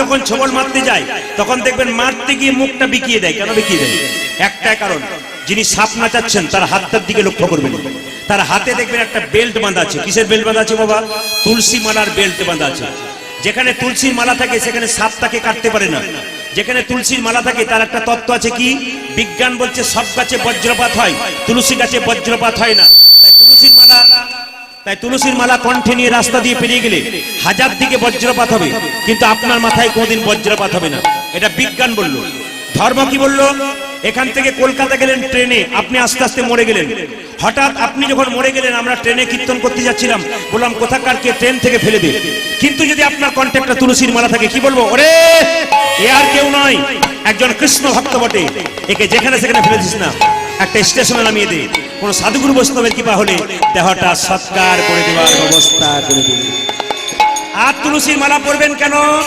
যাদের বাড়িতে ভোজ হয় তাদের বাড়ির দরজায় কুকুরের ভিড় হয় সব কুকুরকে লাঠি দিয়ে তাড়িয়ে দেবেন কিন্তু একটা কুকুরের গলায় বেল্ট বাঁধা থাকলে তাকে মারতে গিয়ে থমকে দাঁড়াবেন কেন বেল্ট বাঁধা কুকুর মানে কারো পোষা কুকুর এর একজন মালিক আছে একে মারলে এর মালিক উত্তম মধ্যম দিতে পারে এ জগতে যে জন কণ্ঠে তুলসীর মালা নামক বেল পড়তে পারে আর কেউ আপন থাকার না থাক কেউ থাকার নয় একজন আপন থাক একজনে আপনে থাকে তিনি হলেন ভগবান ভগবান শ্রীকৃষ্ণ যেজন কৃষ্ণকে আপন আপনে করতে পেরেছে তার আবার চিন্তার কি ভাই আছে গো এই জগতে তুমি যাকে আপন মনে করো সে তো তোমার আপন নয় আপন নয় মায়েরা যতক্ষণ সংসারে কর্ম করছেন সংসারকে সার্ভিস দিচ্ছেন ততক্ষণ সংসার আপনাকে ভালোবাসছে আপনার শরীরে কঠিন রোগ হয়ে যাক আপনি 10 দিন খাটে শুয়ে দিক দেখুন আপনার অবস্থা কি হয় দাদা ভাইরা যতক্ষণ সংসারে টাকা দিচ্ছেন সংসার আপনাকে ভালোবাসছে টাকা দেওয়া বন্ধ করে দিন সংসার আপনাকে নিতাই গৌর হরিবোল করে দেবে এই জন্য বলে রাখি কণ্ঠে তুলসীর মালাটা নেবেন তার একটা যুক্তি আছে কি এটা হচ্ছে মাস্টার এটার দরকার আছে অনেকে বলবেন দাদা তুলসীর মালা পড়লে কি ভক্ত হওয়া যায় দোকান থেকে তো মালা কিনতে পাওয়া যায় দোকান থেকে তো পোশাক কিনতে পাওয়া যায় পড়লেই কি ভক্ত হওয়া যায় না না পড়া দরকার আছে কেন এটা হচ্ছে মাস্টার রাস্তা দিয়ে পেরিয়ে যাবেন কারো পেয়ারা গাছের ডাল ঝুলছে রাস্তায় 4টা পেয়ারা তাকাচ্ছে আপনার দিকে টুকটুক করে আপনি নিশ্চয় প্রণাম করে চলে যাবেন 2-4 জন বলছে মানে কি বলুন তো চারিদিকে তাকিয়ে দেখে নেবো কেউ কোথায় না কিন্তু যদি এই মাস্টারটি থাকে যখনই তুলতে যাবেন তখন মনে মনে হবে পাছে লোকে কিছু বলে, পাছে লোকে কিছু বলে, তার জন্য মালার দরকার আছে। তবে হিন্দুদের সবচাইতে লজ্জার ব্যাপার, 100% গ্যারান্টি দিয়ে বলবো, আমার পাশের বাড়িতে একটা ছেলে নিরামিষ খায়, খুব বাচ্চা ছিল, তার মা প্রত্যেকদিন নিরামিষ খায়, বলে কি আমিষ খেতেই দেবো না। তার পাশের বাড়ির মেয়েটা বলে, দিদি এখন থেকে বাচ্চাটাকে নিরামিষ খাওয়াচ্ছে, দুর্বল হয়ে যাবে, দেখবে মজা তো। না না, হাসি নয়, এটা আমাদের লজ্জা, সত্যি আমাদের এটা লজ্জা। তো ওই মেয়েটি কেমন উত্তর দিল দেখুন, আচ্ছা দিদি তুমি যে বললে আমার ছেলে দুর্বল হয়ে যাবে, ছেলেটা কার? তোমার নাম। আমার ছেলেকে আমি কি খাবো, তাই তোমার মাথা ব্যথা কিসে? এইটাই আমাদের সবচেয়ে লজ্জার ব্যাপার। আবার দেখবেন যদি আমাদের বাড়িতে কেউ কৃষ্ণ ভক্ত ছেলে হয়ে যায় না, তো পাশের বাড়ির লোকটা বলে, তোমার ছেলে বা সাধু হয়ে চলে যাবে, দেখবে আর তুমি শেষ বয়সে কি করবে দেখবে। না না, আমাদের লজ্জা এইটাই, সবচাইতে লজ্জা। আমার দিকে তাকান, লজ্জাটা কি জানেন? অনেকে খোল চেনে না, আমি দেখেছি অনেকে খোল চেনে না। অনেক কমিটির কাছে গান গাইতে গেছি, যখন একটু দেরি হয়ে গেছে না, তখন 2-4 জন বলছে, দাদা আপনি পরে যাবেন, আগে ঢোল দুটোকে। দেখুন তাহলে কিরকম লজ্জার ব্যাপার, বলছে আগে ঢোল দুটোকে পাঠিয়ে দিন। আর একটা প্রমাণ দিয়ে দিই, এইদিকে আগে আমি যখন প্রচন্ড গান করতাম, তখন কিন্তু আমার গাড়ি ছিল না মা, তখন আমি বাসে করে গান করতাম। তো বাসে যখন গান করতে যাচ্ছি এক জায়গা থেকে অন্য জায়গায়, একজন স্কুলের শিক্ষক, খুব শিক্ষিত মানুষ, আমার পাশে দাঁড়িয়ে আছে, আর ইনি খোলটা নিয়ে আমার সামনে দাঁড়িয়ে আছে। কেউ সিট পায় নাই, ও পায় নাই, আমিও পাই নাই। হঠাৎ যখন গাড়িটা ব্রেক দিচ্ছে, খোলটা ওর গায়ে ঠিকেছে, আর সঙ্গে সঙ্গে বলছে, দাদা, ভাবটা দেখুন, ও দাদা। আমি বললাম কি হয়েছে, কি হয়েছে দাদা? বলছে ঢোলটা শান্ত। বললাম দাদা এটা ঢোল নয়, এটা খোল। সে যাই হোক, রাত জেগে গান করবেন আর ঢোলটা নিয়ে আমার গায়ে ঢেলে পড়বেন। আমি বললাম দাদা এটাকে ঢোল বললেন তো, এই ঢোল একদিন আপনার কাজে লাগবে। ও ভাবছে আমার বিয়েতে লাগবে, বলছে আমার তো বিয়ে হয়ে গেছে। বললাম এ বিয়েতে নয়, কোন বিয়েতে? বলো হরি, বলো হরি। আবার দেখবেন, আবার দেখবেন দরজাতে আমরা কি লিখি? সুস্বাগতম নাকি পিতৃমাতৃ ভবন। হুগলি জেলায় গান করতে যায় প্রায় বাড়িতে, ওখানে কিন্তু কমিটির গান খুব কম হয়, বাড়ি বাড়ি গান হয়, সবাই বাড়ি বাড়ি করে 4টা-5টা করে দল, একজনই করে। ওদের মহত্ব দেখুন, মেদিনীপুরে প্রত্যেকটা বাড়ি বাড়ি গান, এই যে গানগুলো আপনারা শুনতে পাচ্ছেন না, কমিটির গান খুব কম, সব বাড়ি বাড়ি। একজন ভক্ত একাই 10,000 মানুষকে খাওয়ায়, আপনি অবাক হয়ে যাবেন। 5-7 রকম ব্যঞ্জন 10,000 মানুষকে খাওয়ায়, আর 2-4টা করে গান করায়, 2-4 পালা গান করায়। লক্ষ্য করুন আপনারা। তো আমরা যখন ওই জায়গাতে যাই, সুন্দর করে লেখা থাকে গোপালের সংসার, ভগবানের সংসার, কৃষ্ণের সংসার। আমরা কত সভ্য লোক দেখুন, প্রথমে লিখলাম পিতৃমাতৃ ভবন, তারপরে লিখলাম সুস্বাগতম, ইংরাজি শিখলাম, লিখলাম ওয়েলকাম, আরো ভদ্র হলাম, লিখলাম কুকুর হইতে সাবধান। লিখি না আমরা কুকুর হইতে সাবধান। এই জন্য আমার মনে পড়ে একবার ছোটবেলায় আমি কলকাতা গিয়েছিলাম বেড়াতে একজনের সঙ্গে। এই যে দেখেন, বেড়াতে গিয়েছিলাম, তখনকার কলকাতা ক্লাস 7-এ পড়ি। কলকাতা খুব সুন্দর, এত সুন্দর নয়, রঙিন রঙিন বাড়ি। সঙ্গে সঙ্গে আমি বললাম এত সুন্দর বাড়ি, কিন্তু দরজায় লেখা আছে সাবধান, ভেতরে কুকুর। বললাম দাদা ভেতরে যারা আছে তারা সবাই কুকুর? চুপ চুপ। বলে কেন? একটি কুকুর, বাকি সব মানুষ। ওদের বাড়িতে বৈষ্ণব ঢুকতে পারবে না কেন বলুন তো? কুকুরের ভয়। ওদের বাড়িতে ভিখারি ঢুকতে পারবে না, কুকুরের ভয়। ওদের বাড়িতে মানুষ যে, আপনারা কুকুর পুষবেন বারণ নেই, কিন্তু কুকুরটাকে পুষবার আগে ভাববেন সকালবেলায় মন্দিরে একবার গিয়েছিলেন কিনা। কুকুরটাকে পুষবার আগে আপনি ভাববেন সকালবেলায় মা বাবা 1 কাপ চা পেয়েছি কিনা, একথা চিন্তা করবেন। তবে আপনার কুকুর পোষা সার্থক হবে, নইলে আপনার জীবন বেকার হয়ে যাবে। তো মুকুন্দ সরকার বাড়িতে গিয়ে কি করলো? কণ্ঠে তুলসীর মালা নিল। তবে একটা কথা বলি, যারা যারা তুলসীর মালা নিয়েছেন একটু হাত তুলবেন। তারা সবাই নিরামিষ খান তো? হাত তুলুন তো, কে কে নিরামিষ খায়? এই দেখুন, এতক্ষণ আগে যতগুলো তুলেছিল না সব বললো আর বলবেন না, ওটা তো জানা নাই, সপ্তাহে একদিন না হলে তো চলেই না, অনেকে ভাবছে। কিন্তু একটা কথা বলে রাখি, তুলসীর মালা পরবেন। এক জায়গাতে একজন আমাকে বলেছিল, দাদা এখন তুলসীর মালা পরলে নিরামিষ খেতে হয় না। বললাম কেন? এখন তুলসী মালা সিস্টেম চেঞ্জ। আমি সিস্টেম চেঞ্জ মানে? বলছে এখন প্যাঁচ সিস্টেম তুলসীর মালা।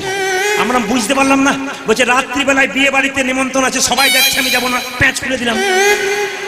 আবার সকালবেলায় প্যাঁচ লাগিয়ে দিলাম। প্যাঁচ পড়া লাগা করলে নিতাই গৌর হরিবল হয়ে যাবে। যেরকম রাধা রানী কি, শ্যাম সুন্দর কি, মদন মোহন কি।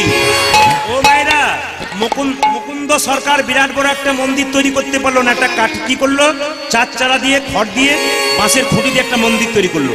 সেই সময়কার বাংলার নবাব হুসেন শাহ তাকে দেখা করতে এলো, চিকিৎসা করানোর জন্য ফকির সেজে এলো।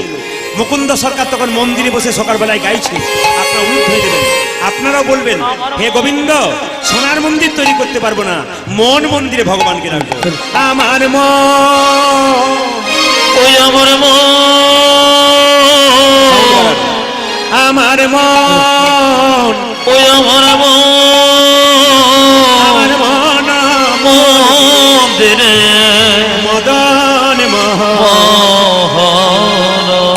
আপনাদের কাছে সবার কাছে নিবেদন, শব্দ না করে শুনে নিন। মায়েরা সকালবেলায় কাজ করবেন, কাজ করার আগে ভগবানকে স্মরণ করে বলবেন, প্রভু তোমার জন্য পৃথিবীতে আসা, যে কর্ম করবো যেন সুস্থ শরীরে করতে পারি। দাদা ভাইরা কাজে বেরোবেন, সকালবেলায় ভগবানকে প্রণাম করে বেরোবেন, প্রভু তোমাকে স্মরণ করে চললাম, যা করার তুমি করো, প্রভু তোমাকে কৃপা করবে, এ নিয়ম। মুকুন্দ সরকার গাইছে, আমি তোমাকে সোনার মন্দির তৈরি করতে পারবো না, পয়সা নাই, মন মন্দিরে রাখবো। আমার মন মন্দিরে মদন মোহন, দাঁড়াবে গো আসি, ওই আমার মন্দিরে মদন মোহন, দাঁড়াবে গোসি ডাকিও মন মদন মোহন, দাঁড়াবে গো আসি, আমার মন মন্দিরে মদন মোহন, দাঁড়াবে গো আসি ডাকিয়া। কাঁদিয়া কাঁদিয়া তব নাম লইয়া, আমি কাঁদিয়া কাঁদিয়া তব নাম নয়, কাঁদিয়া কাঁদিয়া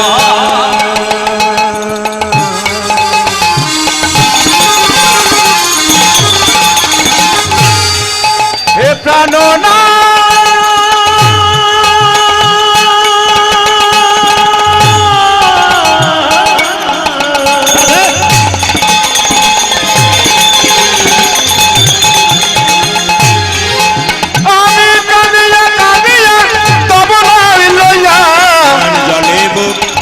আসিয়া, আমি কাঁদিয়া কাঁদিয়া তব নাম লইয়া, নয়ন জলে বুক ভাসাইয়া। মন্দিরে মদন মোহন, দাঁড়াবে গো আসি, ডাকিয়া। ওই আমার মন মন্দিরে মদন মোহন, দাঁড়াবে গোসি ডাকিও। মুকুন্দ সরকার সকালবেলায় গোপীনাথের পুজো করে ডাকছে, এই যে এই যে এই যে এই যে তোমাদের মধ্যে সবচাইতে গরিব কে? এসে নবাব হোসেন শাহ ফকির সেজে বলল, এই যে বাবা, আমি সবচাইতে গরিব। মুকুন্দ বলল, কি নাম তোমার? আমার নাম হোসেন ফকির। দেখি দেখি জামাটা খোলো তো, জামাটা খোলো তো। নবাব তো ফকির সেজে এসেছে, মুকুন্দ চিনতে পারে নাই, জামাটা খোলো তো। সঙ্গে সঙ্গে বললো, জামা খুলতে হবে? বলে হ্যাঁ। নবাব মনে মনে ভাবছে, আমি জামা খুলবো, রোগ ভালো না হলে বুঝবে আমি কে এসেছি। এই জামাটা খোলো। যে না জামাটা খুলেছে, সঙ্গে সঙ্গে মুকুন্দ বলল, এবার মাটির বারান্দাতে গড়াগড়ি দিয়ে দাও। নবাব মনে মনে ভাবছে, কালের কাল বর্ষাকাল, হরিণে চাটে বাঘের গাল, নেহাত বেকায়দায় পড়েছি বলে যদি না পেটের রোগ ভালো হয় তুমি ভাববে আমি কে এসেছি। এই যে এত ভাববার সময় নেই, এত লোক দাঁড়িয়ে আছে, একবার গড়াগড়ি দাও। যেই না নবাব মুকুন্দের কথায় জামাটা খুলে যেই না গড়াগড়ি দিয়েছে, অমনি চমকে উঠে বলল, কবিরাজ কি তোমার বারান্দাতে ওষুধ দেওয়া থাকে নাকি? বলে কেন? যেই না আমি গড়াগড়ি দিলাম আমার অর্ধেকটা পেটের রোগ ভালো হয়ে গেল। মুকুন্দ বলল, কি জানি, সবাইকে যদি এক একটু পড়ে যায় সেটা তোমার কাজে লেগে গেছে। দেখি দেখি দেখি দেখি, তুমি হাঁ করো তো। যেই না হাঁ করেছে মা, অমনি আসল ওষুধটা দিয়েছে, আর কবিরাজের ওষুধে তার রোগ ভালো হয়ে গেছে। এখানে একটা তত্ত্ব বেরোচ্ছে। কি তত্ত্ব বেরোচ্ছে? বলো, মাটির বারান্দাতে গড়াগড়ি দাও। আপনাদের কাছে নিবেদন রইল, যে শাড়িটা পরে আপনি এসেছেন, আপনাকে যদি বলি দিদি এখানে গড়াগড়ি দিন, আপনি চুপ করে দাঁড়াবেন কেন বলুন তো? গড়াগড়ি দেবেন না। কেন দেবেন না? শাড়ি ময়লা হয়ে যাবে। আমি কয়েকদিন আগে বাঁকুড়ায় গান করছিলাম, ঠিক হুগলি আর বাঁকুড়ার বর্ডার। তো যার বাড়িতে গান করছি সেই সময় প্রচন্ড করোনা চলছে, সেই সময় গান হচ্ছে, প্রচন্ড করোনা। তো কলকাতা থেকে 2-3 জন চলে এসেছে গাড়িতে করে। কলকাতা শুনলেই তো আমরা চমকে যেতাম তখন, কলকাতা মানে গন্ডগোল আছে। তো কলকাতা থেকে গান যখন শেষ হয়ে গেল, তখন 3-4টে মেয়ে গোপালকে কোলে করে নিয়ে আমার কাছে এসেছে। জিজ্ঞেস করলাম, কোথা থেকে এসেছেন? বলে কলকাতা। আর যে না কলকাতা বলেছে, সঙ্গে সঙ্গে তো আমরা কলকাতা মানে গন্ডগোল। তো উনি আমাকে বলছেন, এতক্ষণ আপনি আসরে মুখে দিলেন না, এখন দিচ্ছেন কেন? কলকাতা বলে ভয় খাচ্ছেন? তবে দেখবেন, আঁচল থেকে ছোট্ট গোপালটাকে বের করে বলল, ইনিই তো আমার সঙ্গী। দাদা 200 কিলোমিটার গাড়িতে এসেছি আপনার গান শোনার জন্য, আমাদের আত্মীয় হয়। তো গোপালটাকে সঙ্গে করে এনেছি। গোপাল কি করবে যদি বিশ্বাস থাকে? বলল, কীর্তনের শেষে আমাদের লক্ষ্য করেছেন? বললাম, না তো। দেখবেন তুলসী মন্দির সামনে আমরা 4 জন মেয়ে গড়াগড়ি দিচ্ছিলাম, কাপড়টাকে সুন্দর কাপড় পরে। জিজ্ঞেস করলাম, দিদি কাপড় ময়লা হচ্ছিল না? চেক করলাম। বলছে, দাদা আমি যখন মরে যাব, আমার স্বামীর বিরাট বড় কাপড়ের দোকান আছে কলকাতায়। আচ্ছা বলুন তো, আমাকে কাপড় সঙ্গে দেবে? তা কাপড়ের কথা ভাবলে হবে? গড়াগড়ি যদি কেউ ধুলোতে যায়, কেন? ভক্তপদ ধুলি আর ভক্তপদ জল, ভক্ত ভক্ত শেষ হয় 3 মহাবল। ভক্তের চরণ ধুলি, ও মায়েরা, যেখানে ভক্ত বসেছে সেই চরণ ধুলিতে গড়াগড়ি দিলে দেহরোগ তো দূর হয়, তার সঙ্গে ভবরোগ দূর হয়। আর কি হয়? ভক্ত যখন সেবা করে তার উচ্ছিষ্ট প্রসাদ একটু খেতে হয়, তবে তার কৃপা পাওয়া যায়। আর কি? ভক্ত বৈষ্ণবের চরণ ধোয়া জল। গঙ্গা জল যখন আনবেন তখন ঘোলা থাকে, কিন্তু যখন বোতলে ভরে 1 মাস রেখে দেবেন, দেখবেন জল পরিষ্কার হয়ে যায়। প্রকৃত বৈষ্ণবের চরণ ধোয়া জল আপনি বাড়িতে রাখুন, দেখবেন প্রথমে ঘোলা ঘোলা লাগবে, 1 মাস পরে দেখবেন আপনার সেই জলটা পরিষ্কার হয়ে যায়। আপনার সবাই লক্ষ্য করবেন, আগে যখন কেউ প্রণাম করতো, আপনার দেখুন, হ্যাঁ না, যারা আগেকার মানুষ আছেন, আগে যখন প্রণাম করতো ধুলোতে দেখবেন মাটিটাকে এরকম হাত থেকে দিয়ে করতো না? বাবা ধুলোয় দেখবেন মাটি দিয়ে এমনি করতো না? এই ধুলোতে যদি কেউ আঙ্গুল দিয়ে এরকম করে প্রণাম করতো, ধুলোটাকে খেত। এখন আছে অনেকে প্রণাম করছে, ঘষছে তো ধুলোটা খাচ্ছে। অনেকে বলছে, ধুলো খাস না, জীবাণু লেগে যাবে। আগে কি ছিল, এখন কি হল? আমাদের সব কুসংস্কার হয়ে গেছে এগুলো। লোকে বলছে এগুলো কুসংস্কার। না, যারা চিকিৎসা করে গরুর, তারা জানে, পশু চিকিৎসা করে, গরুর যখন পেট ফেপে যায়, ওষুধ পায় না, তখন দেখবেন মাটিটা বারবার চাটতে শুরু করে। কেন? মাটি চাটবে যত, তার পেট ফাঁপা কমবে তত। মাটির মধ্যেই তো ওষুধ লুকিয়ে আছে, যদি ঠিক মতো নিতে পারা যায়। আমরা জানি না, তাই করি না। মায়েরা সময় ফয়সলা রাখুন। যশোমতীর গোপাল যখন পুতনাকে বধ করেছিল, কৃষ্ণ যখন, মা যশোদা কি করেছিল? তাকে কি করেছিল? তাকে দেখবেন 1 বালতি জলে কয়েক ফোঁটা গোমূত্র দিয়ে গোটা শরীরটা ধুয়ে দিয়েছিল। আপনারা বাচ্চাদেরকে স্যাভলন, ডেটল জল দিয়ে স্নান করান, কেন? চর্মরোগ হবে না বলে। আপনারাও করেন, কিন্তু মা যশোদা আয়ুর্বেদ শিক্ষা দিয়েছে। আমরা স্বাস্থ্যের দিকে গেলে দেখতে পাবো কি? ও মায়েরা, কি দেখতে পাবো? 1 বালতি জলে কয়েক ফোঁটা গোমূত্র দিয়ে কোনো বাচ্চাকে মাসে 1 বার স্নান করলে জীবনে তার চর্মরোগ হবে না। যদি করে দেখবেন, হলে আমাকে বলবেন, জীবনে হবে না। যদি করতে পারেন, করবে না কেন? এটাই দুঃখের ব্যাপার। বাচ্চা ছেলেকে এপাড়া থেকে ওপাড়া নিয়ে যাবেন, কপালে কি দিন? গোবরের ফোঁটা। কপালে কি দিন? কাজলের ফোঁটা। এখানে মা যশোদা তার ছেলেকে, গোপালকে বনে ছেড়ে দিত। কত বড় কালীয় নাগ ছিল, কত রাক্ষসী ছিল, সবাইকে বধ করতে পারলো কেন? মা একটা জিনিস তার কপালে দিত, সেইটার জোরে। বলবো না, বাদ দিয়ে দেবো। আরেকবার বায়না করবেন, তবে বলে দিয়ে যাবো। আজকে বলবো? আচ্ছা বলে দিই। মা যশোদা কি দিত? হরিচন্দনের মৃত্তিকা। তার মানে কি? মায়ের স্তনদুগ্ধ আর তুলসী তলার কাঁচা মাটি একসঙ্গে মিশিয়ে ছেলের কপালে দিলে তার কোনোদিন বিপদ হয় না। আপনারা দেখে নেবেন, মায়ের স্তনদুগ্ধ আর তুলসী তলার কাঁচা মাটি একসঙ্গে মিশিয়ে ছেলের কপালে দিলে ছেলের কোনো বিপদ হয় না। মা, ওই জন্য আপনাদের বাচ্চাকে এবার কি করবেন, যারা মা হয়েছেন, ছোট বাচ্চা আছে, হরিচন্দনে মৃত্তিকা দেবেন, আপনাদের ছেলের মঙ্গল হয়ে যাবে। অনেকে দেখবেন অপরাধ নেবেন না, আয়ুর্বেদ শাস্ত্র বলছে এগুলো। এগুলো যশোমতীর কালের কথা বলছে, এখনকার কথা বলিনি। এখনকার যুগ পাল্টে গেছে। গালে দেখবেন দাগ হয় না? আপনাদের দাগ হয় না? যশোমতীর ছবিতে দেখেছেন দাগ আছে? জোরে বলুন হ্যাঁ না। রাধারানীর ছবিতে দেখেছেন দাগ আছে? সখীদের ছবিতে দেখেছেন দাগ আছে? কোথাও দাগ আছে? এগুলো জেনে নিতে হয়। যারা শাখা বিক্রি করে তাদের কাছে গিয়ে বলবেন, শঙ্খ গুঁড়ো আছে দাদা, ওই শঙ্খ গুঁড়োটা আনবেন। প্রত্যেক দিন নয়, সপ্তাহে 2-3 দিন যদি শোবার আগে ওই শঙ্খ গুঁড়িটা পাউডারের মতো মুখে মাখতে পারেন, যাদের এখনো দাগ হয় না তাদের জন্য বলি, তাদের জীবনে আর দাগ হবে না। আর যাদের 2-4টা দাগ হয়েছে তাদের পরিষ্কার হয়ে যাবে। আর যারা কেমিক্যাল অয়েন্টমেন্ট মেখেছেন, তারা দাগ করেছেন, তাদের আর যাবার চান্স নাই, পরের জন্মে চান্স হলে হবে। এই জন্য আপনাদেরকে বলে রাখি, কিছু কিছু জিনিস আছে যেগুলো ব্যবহার করলে জীবন সুন্দর হয়ে যায়।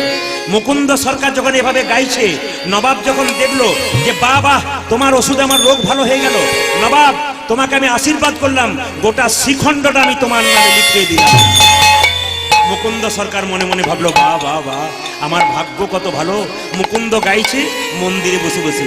সবাই মিলে টুলু ধরে দেবেন, আমার কানু সে বিনোদ রায়, কানু সে বিনোদ রায়, আমার কানু বিনোদ রায় গো কেন সে বিনোদ রায় আচ্ছা তালি উলুদ ধরে দিতে হবে না, একবার তালি দিয়ে সবাই ভক্তি করে মুকুন্দ গাইছে আমার কানু সে বিনোদ রায় গো, আমার কানু সে বিনোদ রায়।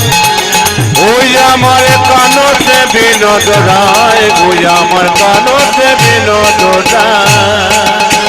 বিনোদ চূড়াই বিনোদ ও যে বিনোদ চুরাই বিনোদ পরিহার বিনোদ চূড়াই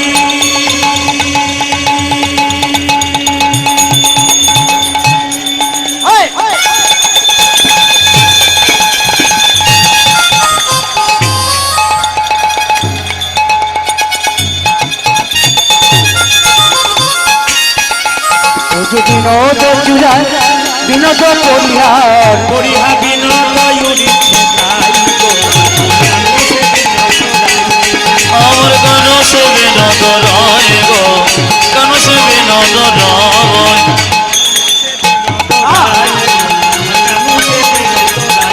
ওই আমার কানতে বিনোদ রায়, ওই আমার কানতে বিনোদ রায়। বিনোদ ললাটে বিনোদ তিলক বিনোদ বিনোদ সাজি আমার বিনোদ ললাটে বিনোদ তিলক বিনোদ বিনোদ সাজে বিনোদ ললাটে বিনোদ তিলক বিনোদ বিনোদ সাজে ও যে বিনোদ ললাটে বিনোদ তিলক বিনোদ বিনোদ সাজে বিনোদয় ধরি বিনোদ মুরলী আমার বিনোদয় ধরে বিনোদ মুরলী বিনোদয় ধরি বিনোদ ও যাতে বিনোদয় ধরে বিনোদ মুরলী। বিনোদ বিনোদ বাজে বিনোদ বাজে আমার কেন সে বিনোদ রায় গো কেন সে বিনোদ রায় এই দিয়ে দেখান ঈশ্বর যা করে তা জোরে বলুন, একটু জোরে বলবেন সবাই, ঈশ্বর যা করে তা। দু চারজন বলছে না, সন্দেহ আছে। যেমন দেখবেন ঈশ্বর যা, আচ্ছা কিছু মনে করবেন না মা, কারো ছেলে যদি পরীক্ষায় ফার্স্ট ডিভিশনে পাস করেছে তার কাছে গিয়ে যদি বলেন ঈশ্বর যা করে তা মঙ্গলের জন্য করে, উনি বলবেন তা যা বলেছে। কিন্তু যার ছেলে ফেল করেছে তাকে যদি বলেন ঈশ্বর যা করে তা মঙ্গলের জন্য করে, বাজে কথা বলবেন না, তখন আমাদের বিশ্বাস নেই। দুঃখ আমাদের এটা, ঈশ্বর যা করে তা এই যে আপনারা যারা কীর্তন শুনতে এসছেন, কীর্তন শুনতে গিয়ে যাদের হাঁটু ব্যথা হচ্ছে, পায়ে ব্যথা হচ্ছে, যাদের কষ্ট হচ্ছে, যাদের যাবার ইচ্ছা জাগছে, ঈশ্বর যা করে তা। সব আম তো গোবিন্দ সেবাই লাগে না, দুই চারটা পচে যায় নাকি, এই জন্য লাগে না। আপনাদের এই আসলে যেগুলো দেখছি প্রত্যেকটি পাকা আম গোবিন্দ সেবাই লাগবে। এই দিয়ে তাকাবেন, ঈশ্বর যা করে তা মঙ্গলের জন্য করে। প্রমাণ দেখুন, একজন রাজা একজন মন্ত্রী দুজনে বনে যাচ্ছে, যখনই যাচ্ছে আনন্দ করতে করতে মন্ত্রীর মুখে একই কথা, ঈশ্বর যা করে তা মঙ্গলের জন্য করে, ঈশ্বর যা করে তা মঙ্গলের জন্য করে। হঠাৎ রাজা যেতে যেতে জোরে পাথর একটা হোঁচট খেয়ে পা থেকে রক্ত বেরিয়ে গেছে। রাজা বলছে মন্ত্রী এটা কি হলো? মন্ত্রী বলছে ঈশ্বর যা করে তা মঙ্গলের জন্য। রাজা বলছে এবারে নিয়ে যা, জেলে বন্দি কর, জেলে বন্দি কর। আস্তে যখনই জেলে বন্দি করেছে মা, সঙ্গে সঙ্গে রাজা একাই গেছে, আমার দিকে তাকান, রাজা একাই গেছে, যেতে যেতে যেন বনে ঢুকেছে, গভীর জঙ্গলে একটা মা কালীর মন্দির আছে। প্রত্যেক দিন একটা করে ছাগল বলি নয় মানুষ বলি দেয়। আজকে কাউকে পায় নাই, পাবি তো পার রাজাকেই ফির। আর যেই না এদিকে তাকান, যেই না রাজাকে ধরে খুঁটোর মধ্যে ঢুকিয়েছে, সঙ্গে সঙ্গে জয় মা। এ পায়ে খুঁত হয়ে আচ্ছা বলুন তো, পাঁঠা ছাগল বলি দেন, আচ্ছা পায়ে খুঁত হলে আর লাগে? জোরে বলুন হ্যাঁ না না। এখন রাজার পায়ে খুঁত হয়েছে, যেই না জয় মা বলতে গেছে রাজার পায়ে খুঁত, সঙ্গে সঙ্গে বলছে বেটা কোথা হোঁচট খেয়েছে, মায়ের সেবায় লাগলো না, বেটাকে ধর। এই বলে যখন রাজা মেরেছে দৌড়, মনে মনে হাঁপ ছাড় বাঁচছে, মনে মনে ভাবছে ঈশ্বর যা করে তা মঙ্গলের জন্য করে। ঠিকই বলেছে। ছুটে গিয়ে মন্ত্রীকে বলছে মন্ত্রী তোমার চাকরি পাকা। বলে কেন? আর তোমার হবে না ফাঁকা, সে চিরজীবন আমার কাছে থাকবে। বলে ঈশ্বর যা করে তা মঙ্গলের জন্য করে। তখন মন্ত্রী বলছে শুধু তোমার মঙ্গল নয় আমারও মঙ্গল করেছে। বলে কি রকম? আজ তুমি একা গিয়েছিলে, তোমার হোঁচট খেয়েছিলে বলে বাঁচলে, আমি যদি যেতাম তাহলে আমি তো নিতাই গৌর হরি বলে। ঈশ্বর যা করে তা জোরে বলুন, ঈশ্বর যা করে তা মঙ্গল। রাধা রানী কি, শ্যাম সুন্দর কি, মদন মোহন কি। মায়েরা যখনই মুকুন্দ সরকার বাড়ির দিকে গেল, দেখতে পেল কি তার স্ত্রী ছটফট ছটফট করছে। কি বলছে? এ কি আমার হলো গো স্বামী, কি আমার হলো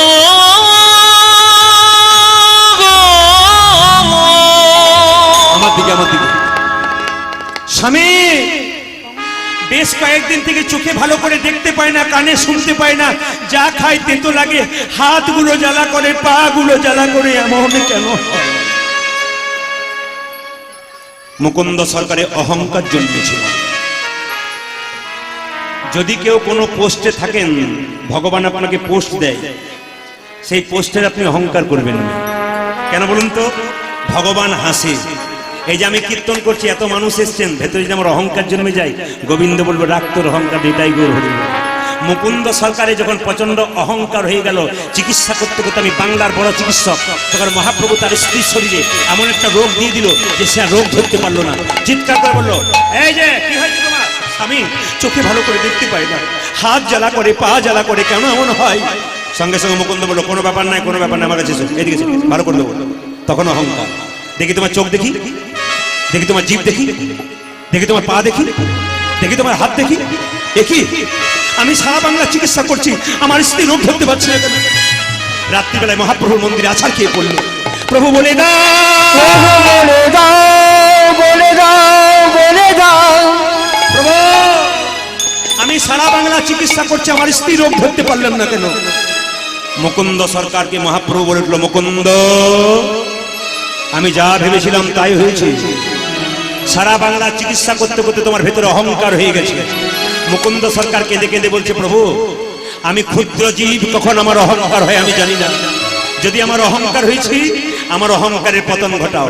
দেখুন মায়েরা, কেউ যদি অপরাধ করে অপরাধে ক্ষমা চায়, ভগবান তাকে কৃপা করে। মহাপ্রভু কি করলো দেখুন, মুকুন্দকে তার চিবানো পানটা দিল, বলো তোর স্ত্রীকে চিবানো পানটা দে, দেখবি রোগ তো ভালো হবে, নতুন লক্ষণ প্রকাশ পাবে, তোর স্ত্রীর গর্ভে আসবে সন্তান, আর সেই সন্তানটার নাম হবে ভক্ত রঘুনন্দন। মুকুন্দ সরকার চিবানো পানটাকে নিয়ে যাচ্ছে তার স্ত্রীর কাছে, আর কি গাইছে জানেন? ওই আমি কোথায় গেলে পাবো গো দেখা, দেখো এইদিকে আস্তে। আপনার মুখে যদি মিষ্টি থাকে, আপনার মুখে যদি মিষ্টি থাকে, শরীর মিষ্টি হবে না। আপনার মুখে যদি সুগার থাকে, তাহলে ব্লাড সুগার আপনার হবে না। কেন বলুন তো? রামকৃষ্ণ পরমহংসদেব একটা কথা বলেছেন, কথা দামি। কি? তোর বাড়ি যদি কেউ যায়, তাকে দুটো মিষ্টি দিতে পারিস না পারিস, দুটো মিষ্টি কথা অন্তত বলিস। কি বললাম? রামকৃষ্ণদেব বলছে, তোর বাড়ি যদি কেউ যায়, তাকে দুটো মিষ্টি দিতে পারিস না পারিস, দুটো মিষ্টি কথা অন্তত বলিস। ও মায়েরা, এই মুখের মধ্যে মিষ্টি আছে। আপনার এই মুখের জন্য আপনি গুরু বেনে যেতে পারেন, আপনার মুখের জন্য আপনি শত্রু বেনে যেতে পারেন। তার প্রমাণ দেখুন আমার দিকে, আমার দিকে তাকান। আমাদের মুখে কটা দাঁত থাকে? জোরে বলুন, কটা দাঁত থাকে? একটু জোরে বলুন। সব ডাক্তারি পড়েছেন নাকি? আচ্ছা 32টা দাঁত থাকে। আচ্ছা জিভ কটা থাকে? জোরে বলুন। একটা।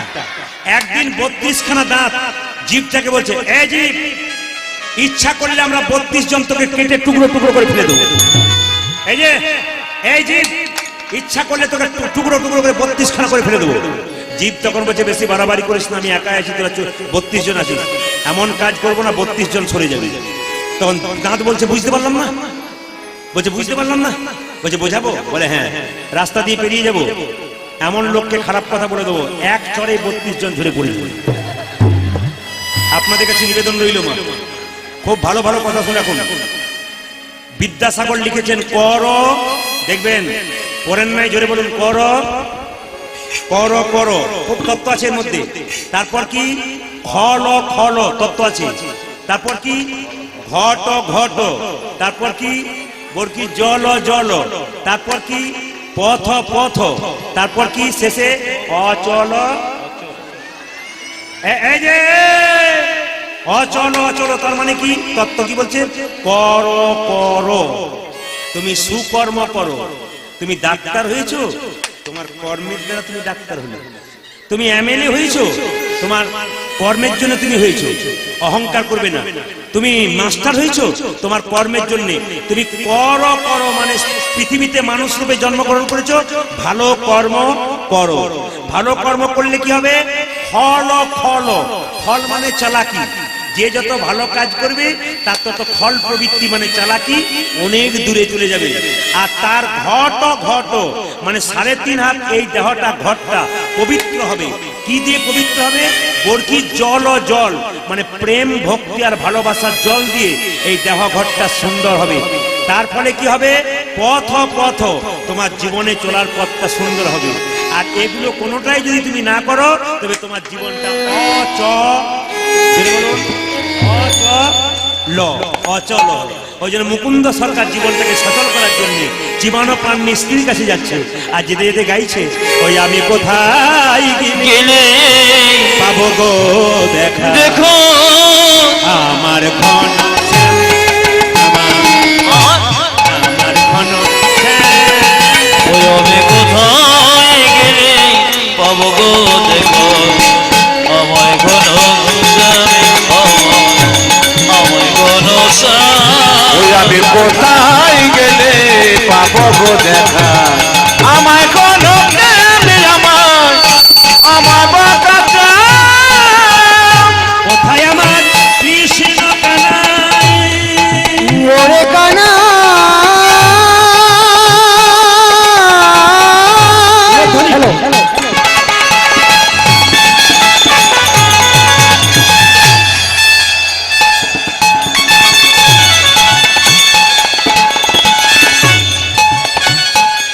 করে একবার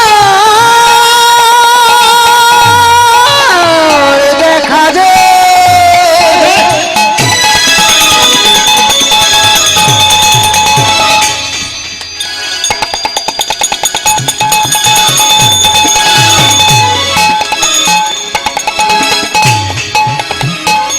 ওরে কানা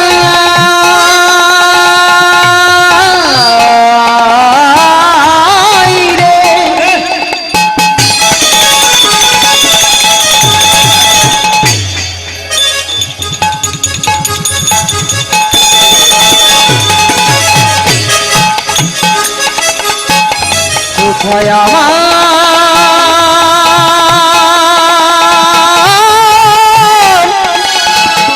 কৃষ্ণ কানা, কোথায় আমার কৃষ্ণ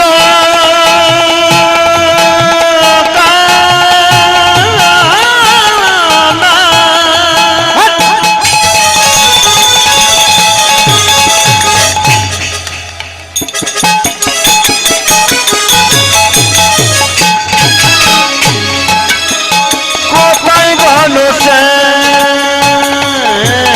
আমি কোথায় গেলে পাবো গো দেখা, আমার কোনো প্রেমে আমার বাঁকাটা কোথায় গেলে পাবো গো দেখা, আমায় ঘন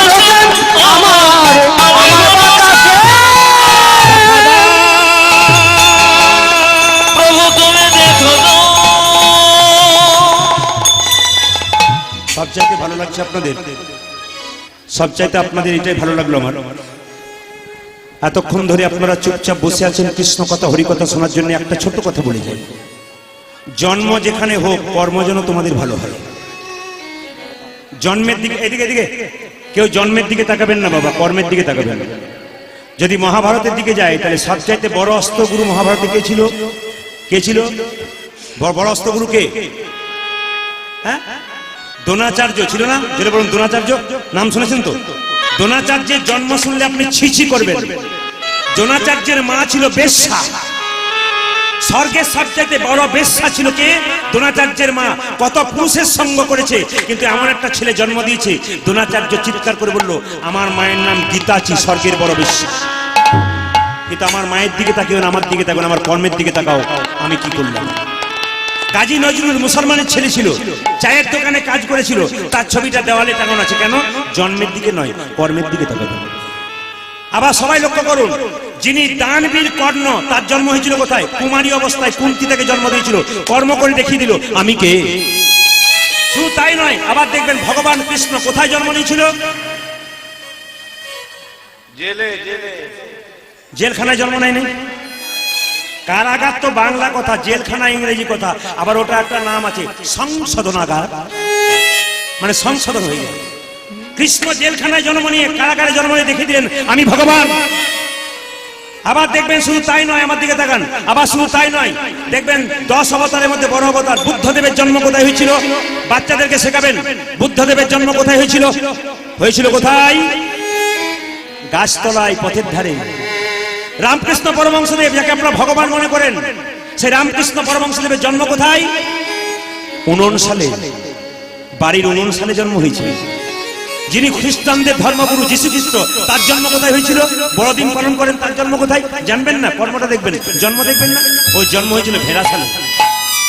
ওরা দেখিয়ে দিল জন্মের দিকে তাকিও না, আমার কর্মের দিকে তাকাও, আমি কি করতে পেরেছি। ওই জন্য আপনারা যে যেখানে বসে কীর্তন শুনছেন, আপনাদের কাছে নিবেদন রইল, মহাপ্রভুর আচরণটা দেখান মা।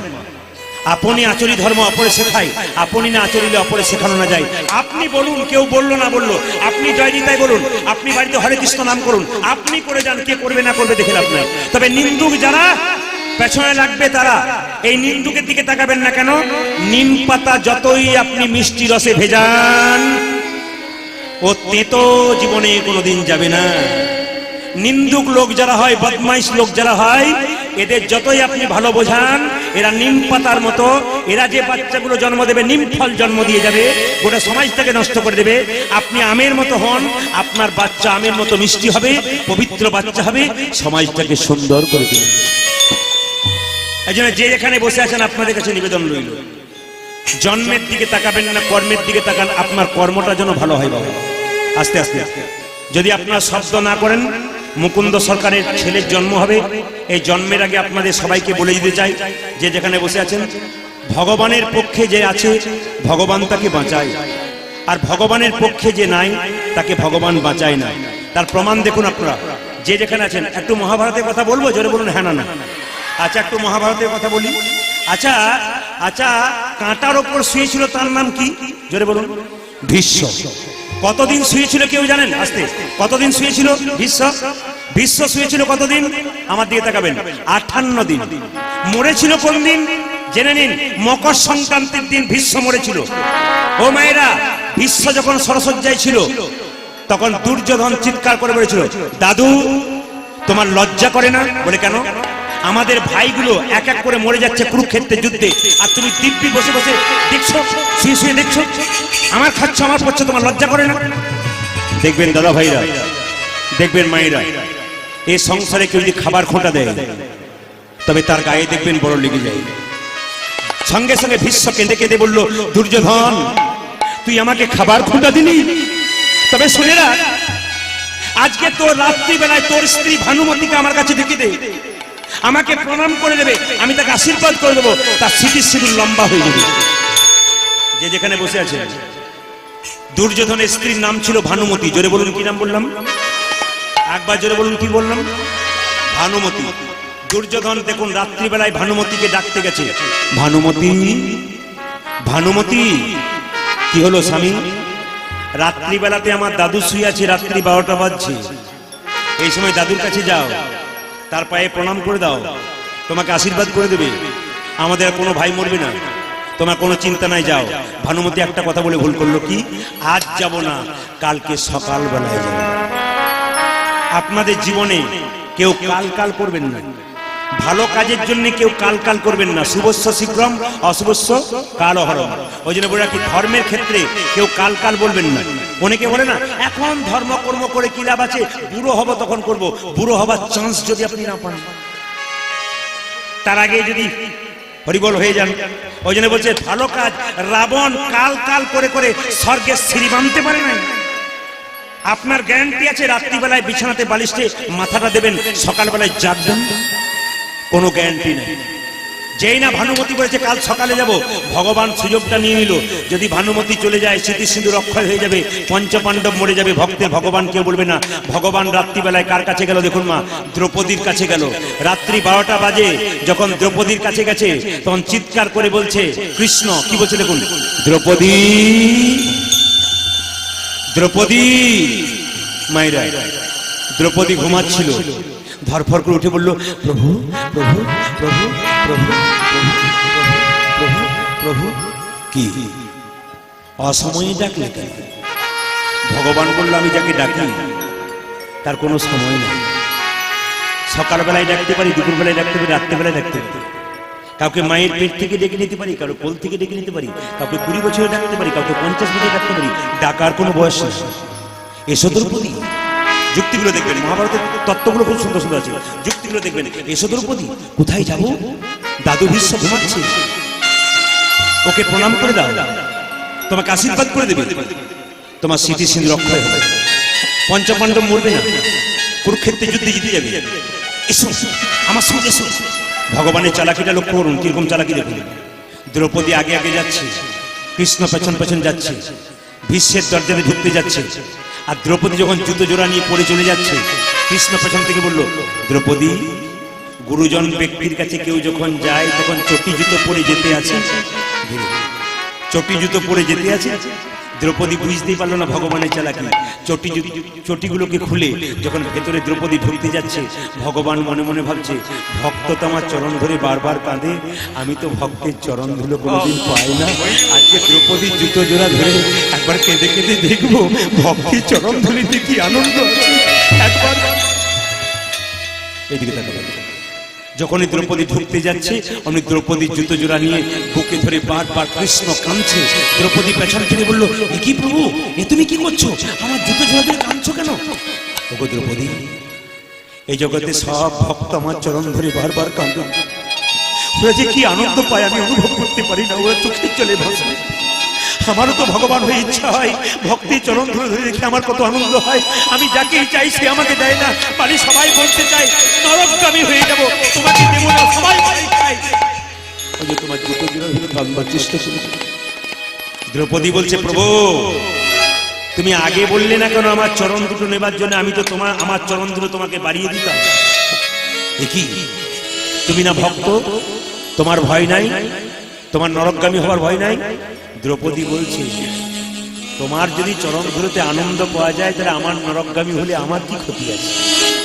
শুধু তাই না, আবার কি বলছে দেখুন, প্রভু আমি চরণ ধুলো তোমাকে দিয়ে দিতাম, তুমি আমার চরণ ধুলো চাইলে। ভগবান বলছে, দ্রৌপদী তোমার দুঃখ, তোমার ভয় হতো না, নরকে যাবার ভয় হতো না? কেন ভয় হবে? এ দেহ যদি তোমার হয়, এই চরণটা কি আমার?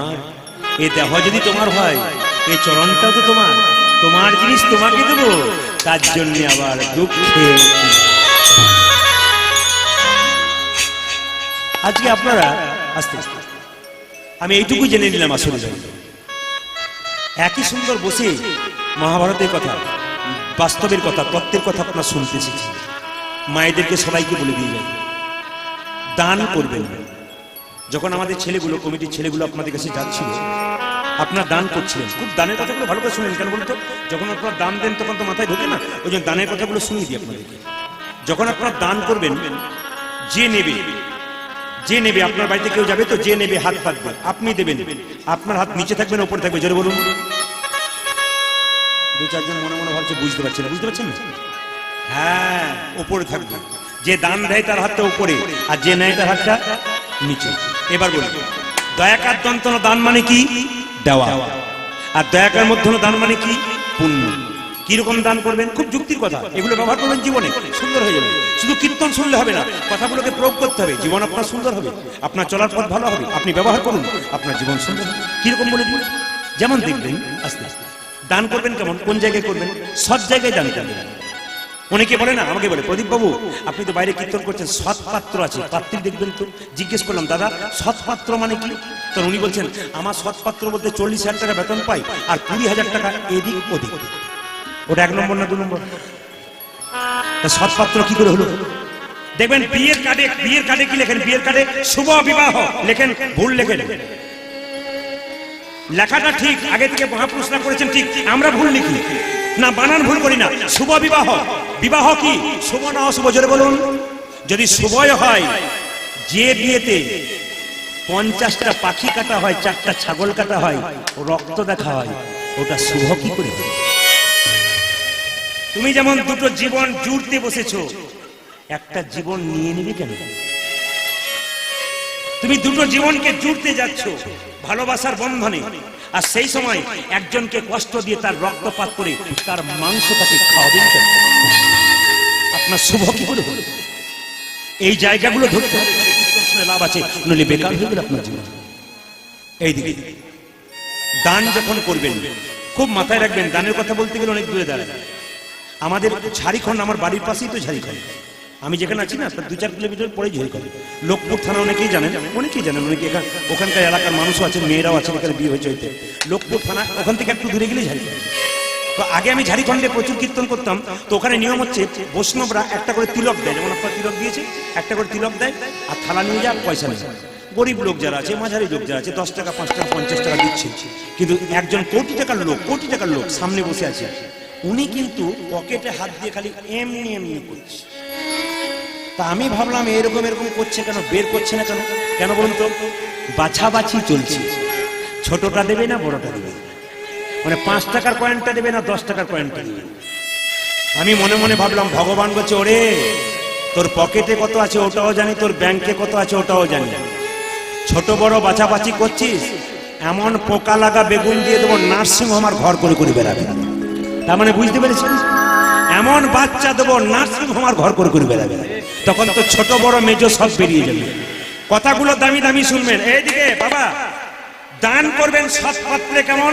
যদি আপনার সামনে একজন এসে বলে, মা আমি 7 দিন খাই নাই, চাল দাও, টাকা দাও, বলবে আপনাকে, আপনি তো খুব মনটা গলে গেল, আপনি 2 কেজি চাল 50টা টাকা দিয়ে দিলেন, ওকে দেবেন, ও মদ খেয়ে ওটাকে কাটিয়ে দেবেন। কিন্তু একজন বৈষ্ণব যদি বলে, মা কিছু দাও, আপনি দিলেন, উনি বাড়িতে নিয়ে গেলেন, প্রসাদ তৈরি করলেন, ভগবানকে দিলেন, তখন বললেন, হে গোবিন্দ এই প্রসাদ যে দিলাম এটা আমার নয়, যে দিয়েছে তার পরিবারের যেন মঙ্গল হয়।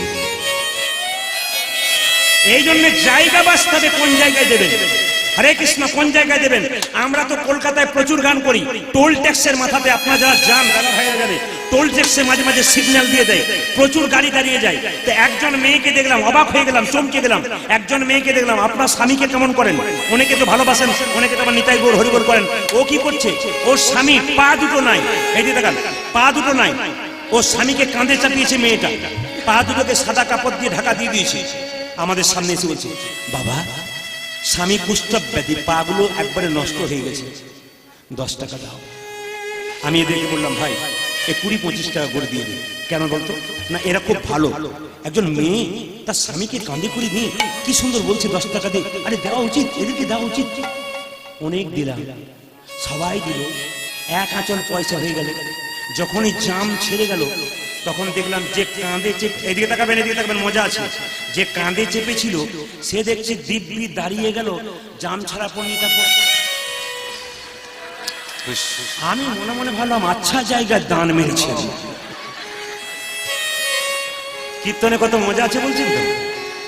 এই 10,000 মানুষ তো হবে, একজনের উপর সবাই নির্ভর করে বসে আছে নাকি? তো এই জন্য দানের জায়গাটা ঠিক। ও মায়েরা, ছেলের বিয়ে দেবেন, মেয়ের বিয়ে দেবেন, সবাইকে খাওয়াবেন, কিন্তু তার আগে একজনকে খাওয়াবেন। এটা আমি সবাইকে বলি। কাকে খাওয়াবেন? মেয়ের বিয়ে ঠিক করেছেন, 1 মাস পর মেয়ের বিয়ে, মেয়ের বিয়ের 7 দিন আগে তাকে খাওয়াবেন যে ভগবানকে দিয়ে খায়। যারা ভক্ত মানুষ তারা ভগবানকে দিয়ে খায়, তাদেরকে খাওয়ালে। বৈষ্ণব মানুষ ভগবানকে দিয়ে খায়, তাদেরকে নিমন্ত্রণ করুন। তারা যখন খেয়ে যাবে, যদি তরকারিতে লবণও হয়ে যায়, জিজ্ঞেস করবেন, বাবা কেমন খাবার হয়েছে? উনি বলবেন, খাবার বলতে নেই মা, প্রসাদ অমৃত হয়েছে, দারুণ হয়েছে, আশীর্বাদ করে দিলাম তোমার মেয়ের বিয়েতে, তোমার মেয়ের স্মৃতি সিঁদুর যেন দীর্ঘায়ু হয়। কিন্তু এমন জনকে খাওয়াবেন, সবাইকে খাওয়াবেন আপনি। আপনার এমন আত্মীয় আছে যে লাল গাড়িতে চেপে চলে এলো, 2000 টাকা দেবে, প্রেজেন্টেশন দিল, পোলাওটা খেয়ে গেল, যাবার সময় লোকে জিজ্ঞেস করলো, দাদা কেমন খেলেন? পোলাও তো ভালো হয়েছিল, বাদামগুলো পোড়া পোড়া হয়ে গেছে। মানে উনি খেলেন কিন্তু বদনাম করে গেলেন। কিন্তু যে 2000 টাকা আপনাকে প্রেজেন্টেশন দিলেন ওটা 2 বছর থাকবে, আর বৈষ্ণব যে প্রেজেন্টেশন দিল তোমার মেয়ের স্মৃতি সিঁদুর অক্ষয় থাকবে, ওটা সারা জীবনের জন্য তোমার। এই জন্য জায়গা খুঁজতে হবে, কোন জায়গাতে আপনি দান করবেন। ওই জন্য মায়েরা সবাই একটু হাততালি দিয়ে আমার সঙ্গে গাইবেন। কেন? ভজন গাইবেন। কেন? যত দান করবেন একটু গান গাইবেন। সবাই মিলে আমার সঙ্গে গান করুন তো, সবাই মিলে হাত তুলে, সবাই মিলে একসঙ্গে হাত তুলুন, একসঙ্গে একসঙ্গে একসঙ্গে সবাই মিলে যান, সবাই তুলুন, সবাই তুলুন, কৃষ্ণ বলে, কৃষ্ণ বলে হাত তুলুন একসঙ্গে, কৃষ্ণ বলি, কৃষ্ণ বলে, চলো চলো চলো, বাহু তুলে, বাহু তুলে। এদের দেখতে পাচ্ছি কৃষ্ণ বলি কৃষ্ণ বলে বাহু তুলি বাহু তুলে চলো রে মন চলো রে মন সঙ্গে তালি হবে বৃন্দাবনে কৃষ্ণ বলে বাহু তুলে চলো রে মন বৃন্দাবনে কৃষ্ণ বলে বাহু তুলে চলো রে মন বৃন্দাবনে কৃষ্ণ বলে বাহু তুলি চলো রে মন আরে কৃষ্ণ বলে বাহু তুলে চলো রে মন বৃন্দাবনে। ফোলটা একটু বাজান, ফোলটা বাজানো যেন মানুষ শুনুক। হাত তুলুন, এই মনিটরটা কিছুই নেই, মনিটরটা বাড়ান, এই ফোনটা বাড়ান। হ্যাঁ, বাইরে যেন শুনতে পাই। হাত তুলো মাইনা। কৃষ্ণ বলে বাহু তুলে চলো রে মন। আরে কৃষ্ণ বলে বাহু তুলে চলো রে মন বৃন্দাবনে। এই নামে নেই কোনো চিন্তা, এই নামে নেই কোনো ভাবনা, এ নামে নয় কোনো চিন্তা, এ নামে নয় কোনো ভাবনা। আমি কম বয়সের ছেলেগুলোকে হরি নামে বেশি নাচতে বলবো। কেন বলবো বলুন তো?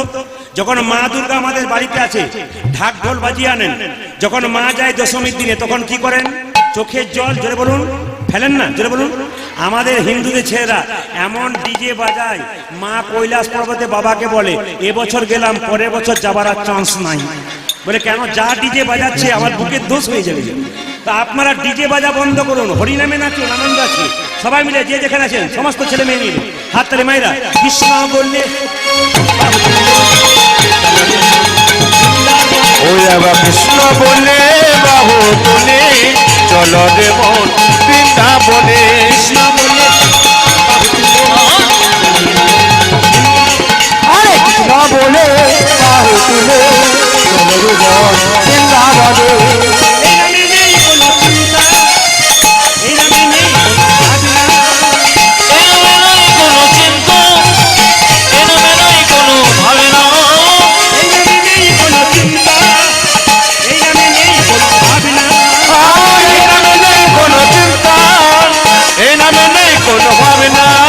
কৃষ্ণ বললে বাহু তুলে চলো রে মন বৃন্দাবনে। আরে কৃষ্ণ বলে বাহু তুলে চলো রে মন বৃন্দাবনে।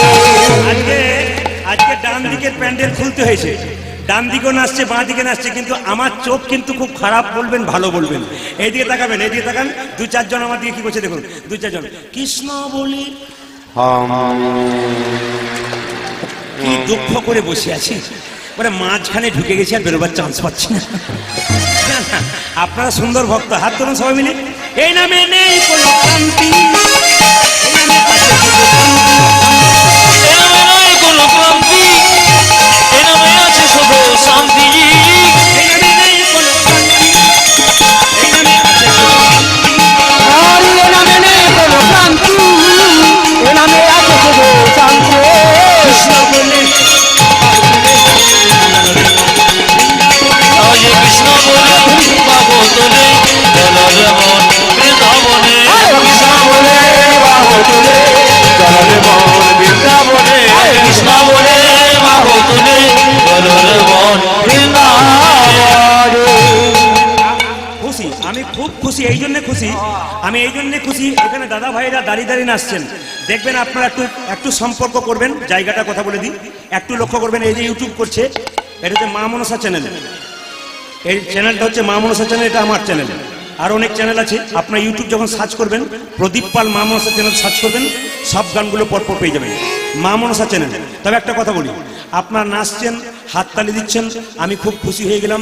তবে যেভাবে আপনারা এটে সেটে বসছেন, প্যান্ডেল ভাঙতে হয়েছে, তবুও দূরে পর্যন্ত বসে আছেন। আজকে আমি সিদ্ধান্ত নিয়ে নিলাম 3টে পর্যন্ত কীর্তন করব। রাজি আছে? দাঁড়ান দাঁড়ান দাঁড়ান, আনন্দ করা কোনো কারণে 3টে মানে আমি ভোর 3টে বলিনি, 3 ঘন্টার কথা বলেছি। আর ঘড়ির দিকে তাকিয়ে দেখুন ও কখন আউট হয়ে গেছে। কিন্তু কি করবেন, উপায় তো নেই। এ তো মজার জিনিস, তত্ত্বের জিনিস, জীবন সুন্দর করে দেয়। আসুন আমি যতটা তত্ত্বে যাই, আপনি এক এক করে নিয়ে নিন, জীবন সুন্দর হয়ে যাবে।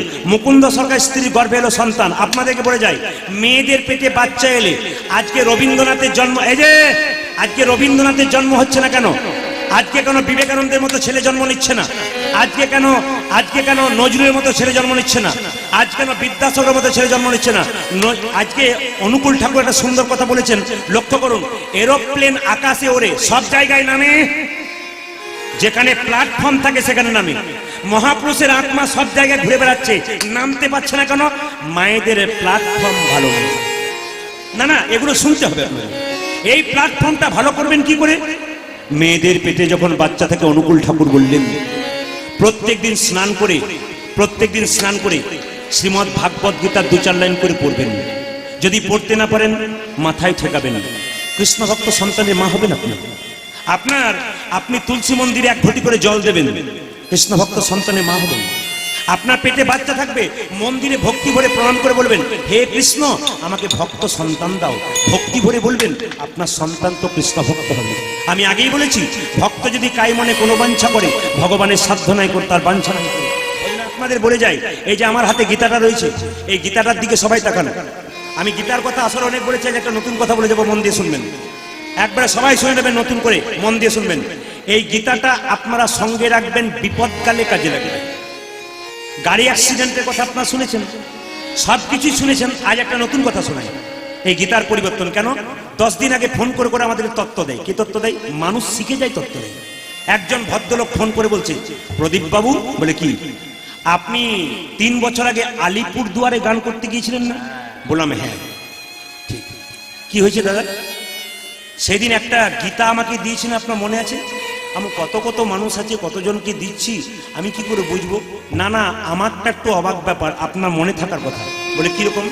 আলিপুর দুয়ারে যখন গান করতে গেছি, ওখানে দেখলাম একটা ছেলে একটা মেয়ে, মানে প্রচুর মানুষ আপনাদের মতো কীর্তন শুনছে।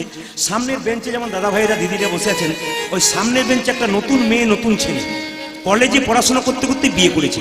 আসতে এইদিকে দেখে, ওরা হানিমুন করতে এসছে কোথায়? আলিপুর দুয়ার। তো কীর্তন হচ্ছিল ওখানে, ওরা দুজনে কীর্তন শুনতে এসছে, ইউটিউবে শোনার পর শুনতে বসেছে। যখন কমিটির ছেলেরা বলল, দাদা আপনাকে 2000 গীতা দেওয়া হলো, এই গীতা আপনার হাত থেকে সবাইকে দিয়ে দেবেন শেষে। তো গীতা দিয়েছিল, ছোট ছোট নয়, বড় বড় গীতা। তো সবাইকে গীতা দিলাম। ওরা যখন দুজন ভক্তি করে শুনছিল, স্বামী স্ত্রীকে ডাকলাম, এদিকে এলো। কি বলছেন দাদা? বলছিলাম কি, এই গীতাটা রাখো। সেটা বলছে, আমাদের নতুন বিয়ে হয়েছে, গীতা পড়ার সময় নেই, তো আপনি এক কাজ করবেন দাদা, এই গীতাটা অন্য বয়স্ককে দিয়ে দিন, কাজে লেগে যাবে। আমার না, আমি তোমাকেই দেবো। বলে আমাকে কেন দেবেন?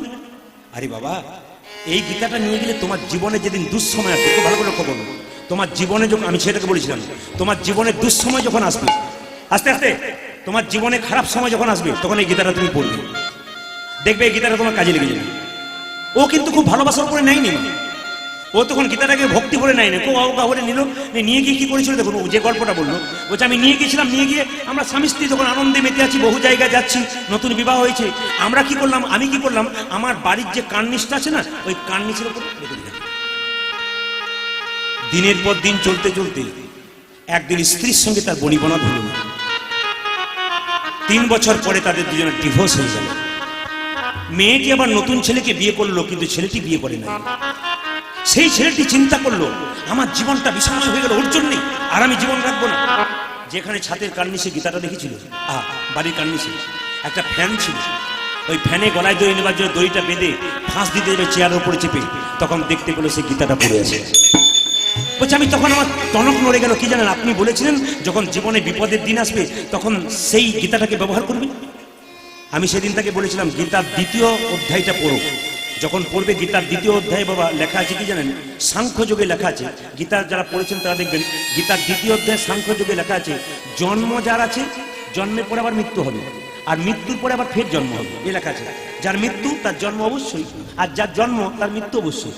তো ও কি করেছে, যখনই ফাঁস মারতে যাবে তখনই গীতাটাকে টেনে বের করলো। প্রদীপবাবু বলেছিল বিপদের দিনে কাজে লাগবে, তাহলে একবার গীতাটাকে দেখি।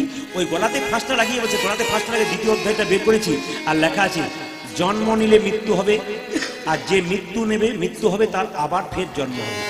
তখন আমি মনে মনে ভাবলাম, মরে যদি আবার ফের জন্ম নিতে হয় তো করি নিয়ে কি লাভ আছে?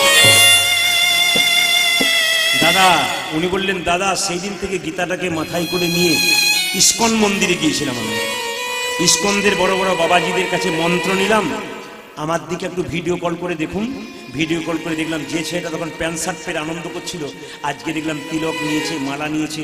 জিজ্ঞেস করলাম কোন জীবনটা ভালো লাগছে? বলছে দাদা এটা যদি আগে থেকে নিতাম না জীবন সুন্দর হতো।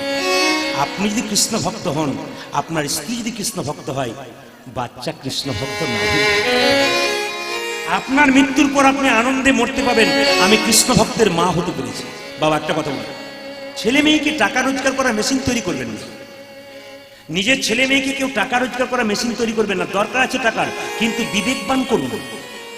যেমন দেখবেন KG1 KG2-তে মায়েরা ছেলেকে পড়াতে যায়, তো আমরা দেখেছি রাস্তায় যখন পেরিয়ে যাই তখন গ্রীষ্মকালের দিনে, গরমকালের দিনে ছেলেগুলোর বাচ্চা ছেলেগুলো পরীক্ষা চলছে, আর মাগুলো কি করছে গাছের নিচে গরমকালে খালি থরথর করে কাঁপছে। ওখানে গাড়িটা দাঁড় করালাম, জিজ্ঞেস করলাম কি ব্যাপার আপনারা তো মানে চিন্তিত হয়ে দাঁড়িয়ে আছেন কেন? মেয়েটা বলছে আর বলবেন না দাদা, ছেলের পরীক্ষা চলছে। ছেলের তো পরীক্ষা নয়, যেন মায়ের পরীক্ষা চলছে। এদিকে ছেলে বড় হলো, কলেজে ঢুকলো একা, বেরোবার সময় ডবল হয়ে বেরিয়ে চলে। না না, লাভ কি হলো আপনার? আপনার লাভ কি হলো? কি শিক্ষা দিলেন আপনি? যার মধ্যে বিবেক শিক্ষা হলো না, তার আবার কি শিক্ষা হলো? ওই স্কুলে পড়ালে আপনি টাকা রোজগার করে মেশিন তৈরি করবেন, এই স্কুলে বাচ্চাকে আনলে আপনি বিবেকবান সন্তান তৈরি করবেন। আপনি এই স্কুলে বাচ্চাকে আনুন, আপনার বিবেকবান সন্তান হবে। এই জন্য আপনাদেরকে বলে রাখি, এই স্কুলে আপনারা বারবার পড়াতে আসবেন। তবে দাদা ভাইরা, যারা হাততালি দিলেন, যারা তুললেন তারা ভালো করলেন, আর যারা তুললেন না তারা সাবধান থাকবেন। কেন বলুন তো? আপনি যেমন শেখাবেন বাচ্চাকে, আপনার বাচ্চা তেমন হবে। প্রমাণ কি? প্রমাণ কি? এক জায়গায় কীর্তন করতে গেলাম, এক বাড়িতে চা খেতে নিমন্ত্রণ করলো। দাদা বলল বসুন।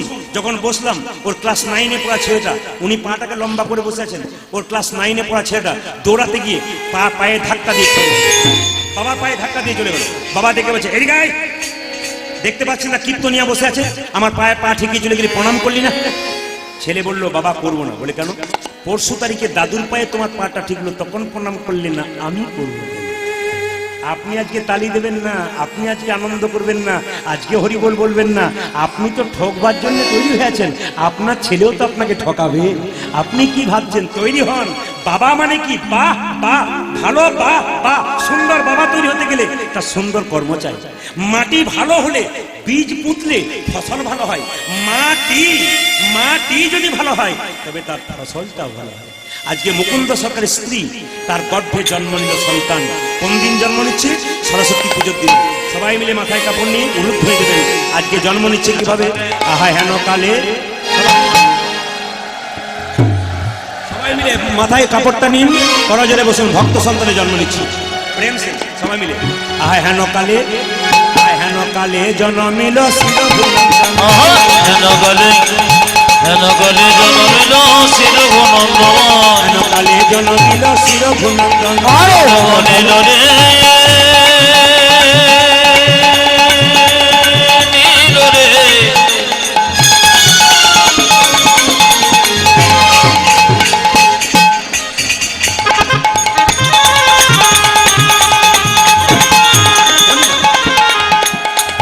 ভক্ত রঘুনন্দ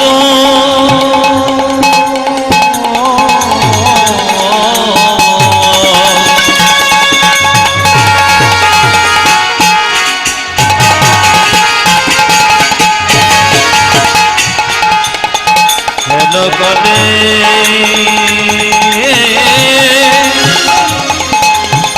জন্ম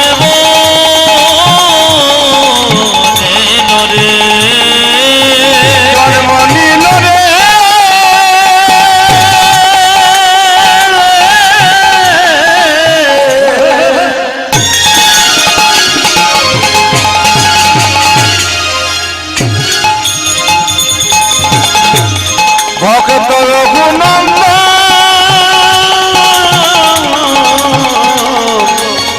জন্ম নিল রে।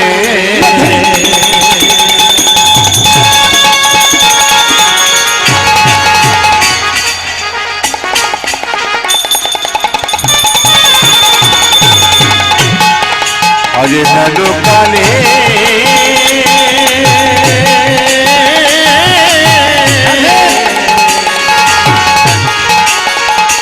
জন্ম নিল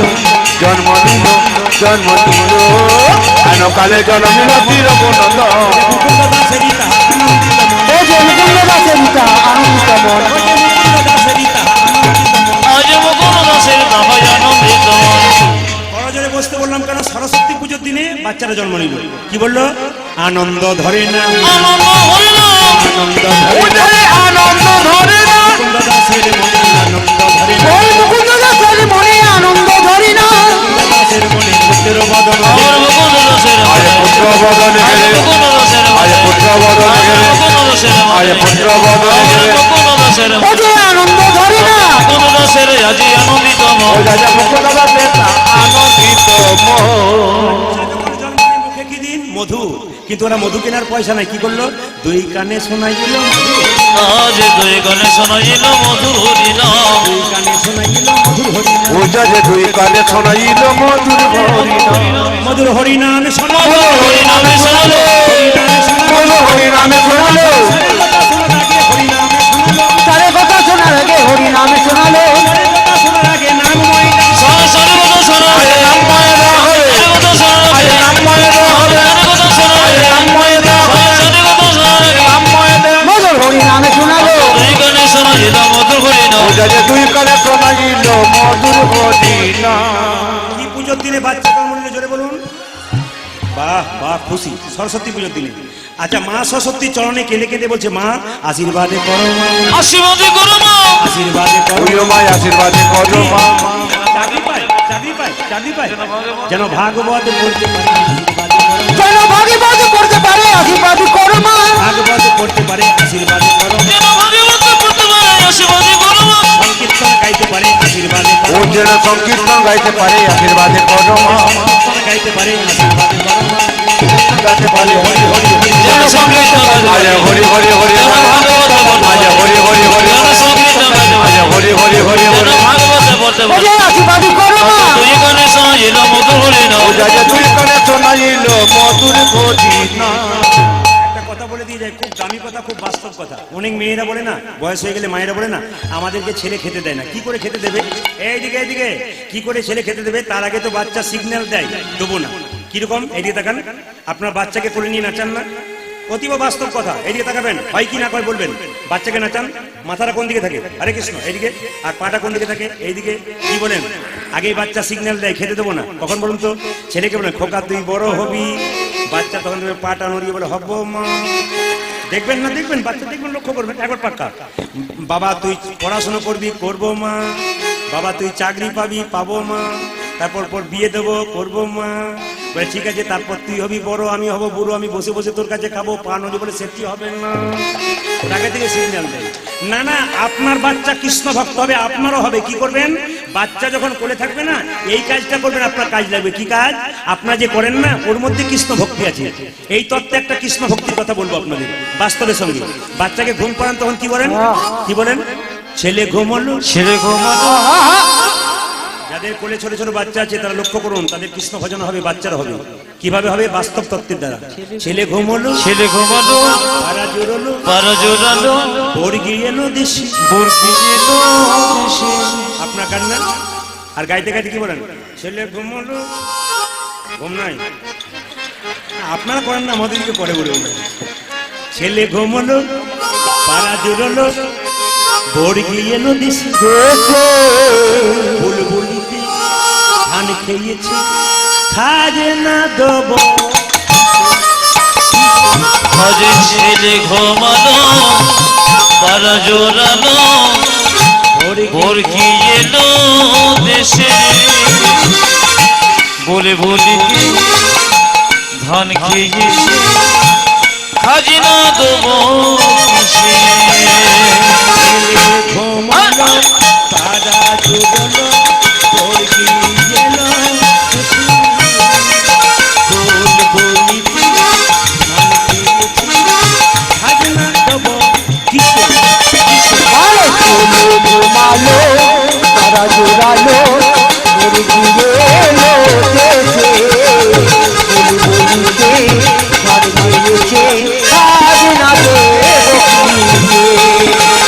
আপনারা এই গানটা গাইবেন না, এই গানটাই গাইবেন, কিন্তু সুরটাকে রাখবেন, কথাগুলো চেঞ্জ করুন। কি গাইবেন? আপনারা হবে, বাচ্চারা হবে। দেখুন তত্ত্ব দেখুন। হরে কৃষ্ণ, হরে কৃষ্ণ, কৃষ্ণ কৃষ্ণ কৃষ্ণ হরে রাম হরে রাম রাম রাম জপ হরে কৃষ্ণ কৃষ্ণ কৃষ্ণ হরে হরে হরে রাম রাম রাম হরে হরে হরে হরে কৃষ্ণ হরে কৃষ্ণ কৃষ্ণ কৃষ্ণ হরে হরে হরে রাম রাম হরে হরে। বাচ্চা কৃষ্ণ ভক্ত হবে, আপনার হবে, আপনার বাচ্চা হবে। বলে কি মায়ের মন যদি বড় হয় ছেলের মন বড় হবে। বিদ্যাসাগরের মা খালের মা নয়, বিলের মা নয়, সাগরের মা হয়েছিল। আপনি কেন এই যে আপনি কেন সাগরের মা হতে পারলেন না? কেন বলুন তো? বিদ্যাসাগর তার মায়ের জন্য শাল এনেছিল, মা শালটা তুমি গায়ে নাও, ঠান্ডায় কষ্ট পাচ্ছ। কিন্তু মা কি করেছিল? শালটা বাক্সের ভেতরে ঢুকিয়ে দিয়েছিল। বিদ্যাসাগর মহাশয় 1 মাস পরে জিজ্ঞেস করেছিল, মা তুমি শালটা গায়ে নিলে না কেন? মা বলেছিল, খোকা পাড়া প্রতিবেশীর কত মা ঠান্ডায় থরথর করে কাঁপছে, যেদিন তুই ওদের জন্য শাল আনতে পারবি সেদিন আমি শালটা গায়ে নেব। ও মা, এমনি বড় মনের মা হবে তবে তো বড় মনের সন্তান হবে। আর আমাদের ওদিকে কোনো মেয়ে যদি নতুন শাল পায়, তাহলে পাশের বাড়ির যদি কেউ চাদর না পায় তাকে দেখিয়ে দেখে বলে, এই দেখে দেখ কেমন করিস, না না, তাহলে তার বাচ্চাগুলো কেমন তৈরি হবে? ওই জন্য আপনাদের একটা শেষ মেসেজ দিয়ে যাই। রঘুনন্দন তো প্রসাদ খাওয়াবে, শেষ মেসেজ কি? রঘুনন্দন যখন বড় হলো নাম রাখলো কি? আস্তে নাম রাখলো কি? রঘুনন্দন। ছেলের নাম কি রাখবেন? কৃষ্ণ, বিষ্ণু, নিতাই, গৌর। এখনকার যুগে তো দুটো করে নাম রাখা যায়, একটা আধুনিক নাম রাখুন, একটা পৌরাণিক নাম রাখুন। ডাক নামটা নিতাই রাখবেন, খাতায় যা রাখবেন রাখবেন, স্কুলে যা রাখবেন রাখবেন, নিতাই রাখবেন। যতবার নিতাই বলে ডাকবেন আপনার তো হবে। আর আপনি যখন নিতাই বলে ডাকবেন লোকে শুনবে, ওরও তাই হবে। নিতাই আপনার তো হবেই, আবার যে শুনবে তারও তাই হবে। এই জন্য আপনাদের কাছে নিতাই গৌর। তবে সবচেয়ে লজ্জার ব্যাপার কি জানেন, দুঃখের ব্যাপার কি জানেন? এইটাই আমরা ছেলেদের নাম রাখি কি? নাট, ভল্টু, পল্টু, সল্টু, নাকি? আবার অনেকে নাম রাখে পাপাই, মানে যত পাপ আছে সব আমার ঘরে গেছে। আবার সব জায়গায় আরো দুঃখ কি লাগে, মেয়েদের নাম দেখবেন, আমি দেখেছি পেটে বাচ্চা থাকে, তখন আমার পাড়াতে বলে, এই খুকি তোর পেটে বাচ্চা আছে, মেয়ে হলে নাম রাখবো সুইটি নাইলে বিউটি। আচ্ছা না না, আমি মেনে নিলাম বাচ্চা ছেলের নাম বিউটি সুইটি মানালো। ও যখন 50 বছর বয়স হবে, 60 বছর বয়স হবে, তখন বলে বিউটি আর থাকবে, সুইটি আর থাকবে না। এগুলো যুক্তির কথা নয়, এটা হিসাবের কথা, থাকবে। তবে একটা কথা বলি, রাধে রঘুনন্দন বড় হলো আর গাইতে লাগলো, সবাই গাইবেন। রঘুনন্দন বড় হয়ে গাইছে, ভক্ত সন্তান কি গাইছে? কৃষ্ণ কেশব, প্রেম খেয়েছে কৃষ্ণ কেশব। যে যেখানে বসে আছেন আপনাদের কাছে করজোড়ে নিবেদন, এই নামটি হচ্ছে ভগবানের দেওয়া নাম। এই নামটা ভক্তি ভরে আজকে গান আজ আমরা শুনবো আপনাদের কাছে কেমন গাইছেন। সবাই মিলে প্রাণ খুলে গান, সবাই মিলে হাত তুলে কৃষ্ণ কেশব। বাহ বাহ, এরা একবার বন্ধ করবে, আপনাদের শুনবে। বলুন কৃষ্ণ, বাহ, কৃষ্ণ কেশব সোধা মাথা এই নাম, হরি নাম মধু মাখা এই নাম। আবার জোরে বলুন কৃষ্ণ কৃষ্ণ সোধা মাখা হরি নাম, খুব সুন্দর। মধু মাখা। আগে কি আপনাদের কীর্তনের দল ছিল নাকি? সুন্দর গাইছে না, সত্যি সুন্দর গাইছেন, দারুণ গান। গান আমার সঙ্গে গান, কৃষ্ণ কেশব কৃষ্ণ মধুমাখা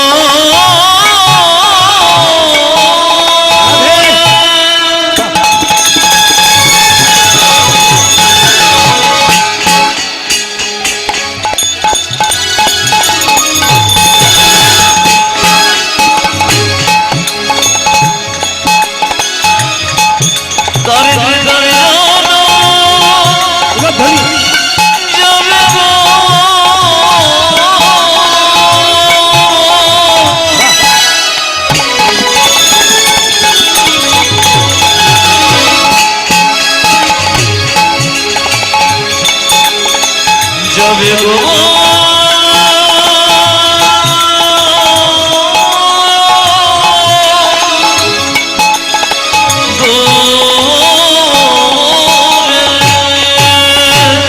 আবার মাথায় কাপড় দিয়ে প্রসাদ সেবাটা দেখে নিন, সবাই প্রসাদ সেবাটা দেখে নিন। বাড়িতে যেভাবে নিয়ম বলেছি সেভাবে করবেন। রাত্রি 11:30 বেজে গেছে, আপনার সেই 7:30 থেকে বসে আছেন, একবার রাত্রি 11টা পর্যন্ত একই রকম আপনারা বসে আছেন, রাত্রি 11:30 পর্যন্ত। আজকে মুকুন্দ সরকারের ছোট্ট ছেলে রঘুনন্দন গোপীনাথকে নাড়ু খাওয়ালো। আর পাথরের গোপীনাথ যখন নাড়ু খেলো, তার বাবা যখন দরজাতে ধাক্কা দিল, হঠাৎ দেখতে পেল অর্ধেকটা পাথরের নাড়ু গোপীনাথের হাতে রয়ে গেছে। আজও যদি আপনারা যান তাহলে দেখতে পাবেন অর্ধেকটা পাথরের নাড়ু আছে। পণ্ডিত কি গাইল? অদ্যপি খণ্ডপুরে অর্ধনাড়ু আছে বলে, অতবে খরবরে অধনার আছে বলে অদ্যপি খণ্ডপুরে অর্ধনাড়ু আছে বলে। আয় অত বন্ধ করে বাসি করে যত ভক্তগণ জনে জানে যত ভক্তগণ জনে জানে দেখে যত ভক্তগণ জানে জানে, দেখে যত ভক্তগণ জানে জানে বজের মদন যেই শিরগুণন্দন সে বজরে মদন যেই শিরোমন আছে বজের মদন যেই শিরগুণন্দন আয় বজরে মদন যেই শিরোমন আছে উদ্ধব দাসের সহনে মনে উদ্ধব দাসের সহনে আয় মিলনে হলো আরে মিলনে হলো রে, আয় মিলনে হলো আরে মিলনে হলো রে, আয় ভগবানের ভগবানে মিলনে হলো ভগবানের ভগবানে মিলনে হলো রে। আজকে কমিটির তরফ থেকে আপনারা সবাই হাত তুলবেন, দুটো ভজন গাইবো আনন্দে। হাত তুলবেন তো? সবাই রাজি তো? সবাই মিলে যাবার আগে দুটো ভজন গেয়ে সবাই মিলে একসঙ্গে হাত তুলুন। এখন কেউ পয়সা দেবেন না, সবাই হাত তুলুন।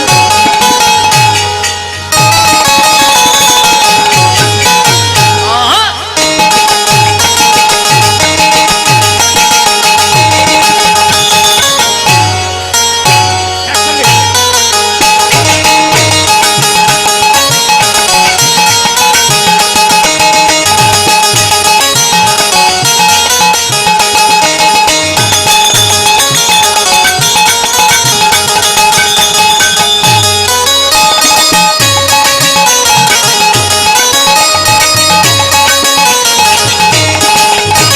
উলট ধরি।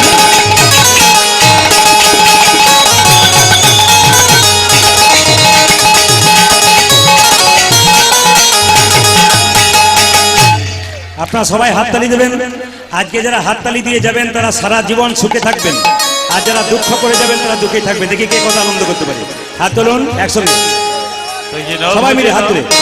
কাহি না ভজিলা, আমি আগে যাই, হাত তুলুন, হাত তুলুন।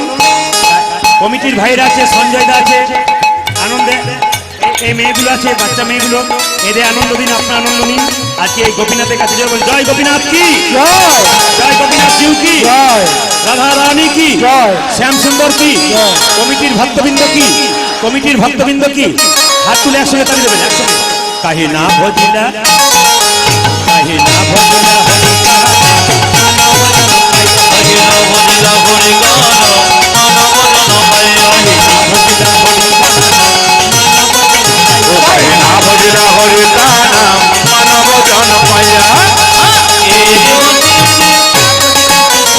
এই জীবনে কাবলি কাটুকে এই জীবনে এই জীবনে কাগজ का टुकड़ा हवा देने से दूर पाया। मानव जन पाया। काहे ना भजिला हरि नाम मानव जन पाया, काहे ना भजिला हरि नाम मानव जन पाया। ये जीवन मेरी ए दीवाने जंगल कालक रे, ये दीवानी ए दीवाने जंगल कालक आगे देने से जल गया। মানব জন ভজিলা হরি গান মানব জন পাই ना भजिला हरि नाम মানব জন পাই ভজিলা হরি গান মানব জন পাই ভজিলা হরি গান মানব জন পাই একবার জোরে বলি, আপনারা এত এত ভক্ত হচ্ছেন, ধীরে ধীরে বাড়ি যাবেন। রাধারানীর কৃপায় সবাই ভালোভাবে যাবেন। আর একটা ভজন গাইবো। হাত তুলুন। সবাই মিলে হাত তুলুন একসঙ্গে।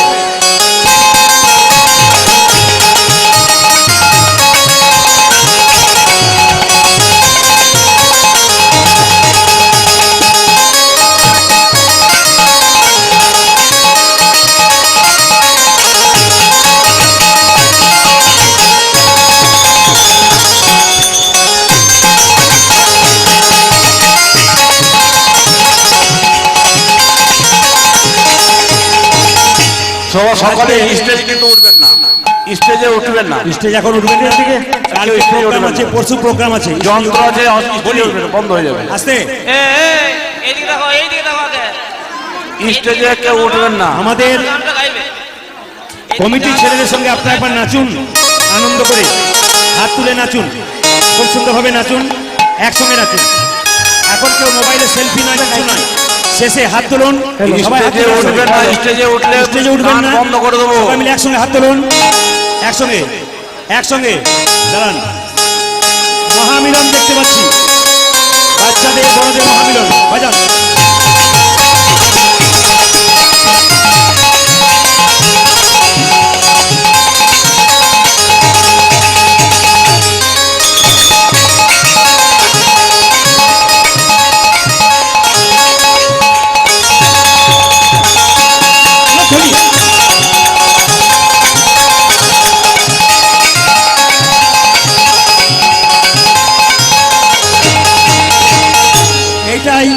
এইটাই শেষ ভজন, আপনারা সবাই তালি দিতে পারি যাবেন।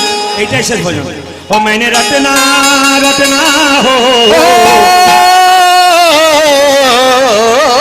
ও मैंने रटना लगाए राधा राधा नाम के। একসঙ্গে নাচুন।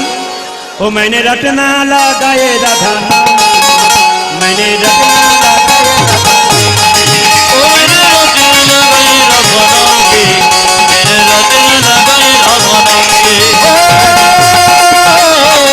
मैंने रत्ना, मैंने रत्ना, मैंने रत्ना लगाए राधा नाम की, मैंने रत्ना लगाए राधा नाम। मैंने रटना लगाए राधा नाम की, मैंने रटना लगाए राधा नाम। ओ मैंने रटना लगाई राधा नाम की, मैंने रटना लगाई राधा नाम की।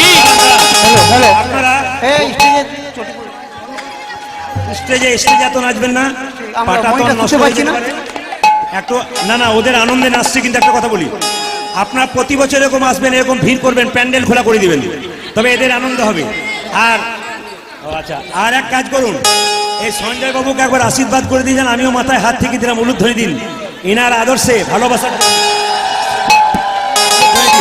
এই অনুষ্ঠান যেন প্রতি বছর এরকম হয়, আর এরকম প্যান্ডেল খুলতে হয় হাততালি দিয়ে। ও मैंने रटना लगाए राधा नाम, নাম কি मैंने रटना लगाए राधा नाम, मैंने रटना रटना लगाई राधा नाम की, मैंने रटना लगाए राधा नाम। मैंने रत्ना लगाए राधा नाम की, वो मैंने रत्ना लगाए राधा नाम। ओ जे अंग अंगे राधा मेरे संग संग राधा, রঙে রঙে রাধা মেরে সঙ্গে সঙ্গে রাধা आगे आगे राधा, मेरे संग संग राधा, आगे आगे आगे राधा मेरे संग संग राधा। माया में राधा मेरे छाया में राधा, अरे गाया में राधा मेरे माया में राधा, माया में राधा मेरे माया में राधा। अरे गाया में राधा मेरे माया में राधा। मैंने रटना मैंने रटना लगाए राधा, मैंने रटना लगाए राधा। वो मैंने रत्ना लगाए राधा नाम की, मैंने रत्ना लगाए राधा नाम। पलकों में राधा मेरे पलकों में राधा, पलकों में राधा मेरे पलकों में राधा, पलकों में राधा मेरे पलकों में राधा, पलकों में राधा मेरे पलकों में राधा। पलकों में राधा मेरे पलकों में राधा, अरे अलका में राधा मेरे पलकों में राधा। चुनरी में राधा मेरी चुनरी में राधा, अरे चुगली में राधा मेरे चुगली में राधा। चुनरी में राधा मेरी चुनरी में राधा। अरे चुगली में राधा मेरे चुगली में राधा। मैंने मेहंदी लगाए राधा नाम की, मैंने रत्ना लगाए राधा नाम। वो मैंने रत्ना लगाए राधा नाम की, वो मैंने रत्ना लगाए राधा नाम। वो मैंने रत्ना लगाए राधा नाम की, मैंने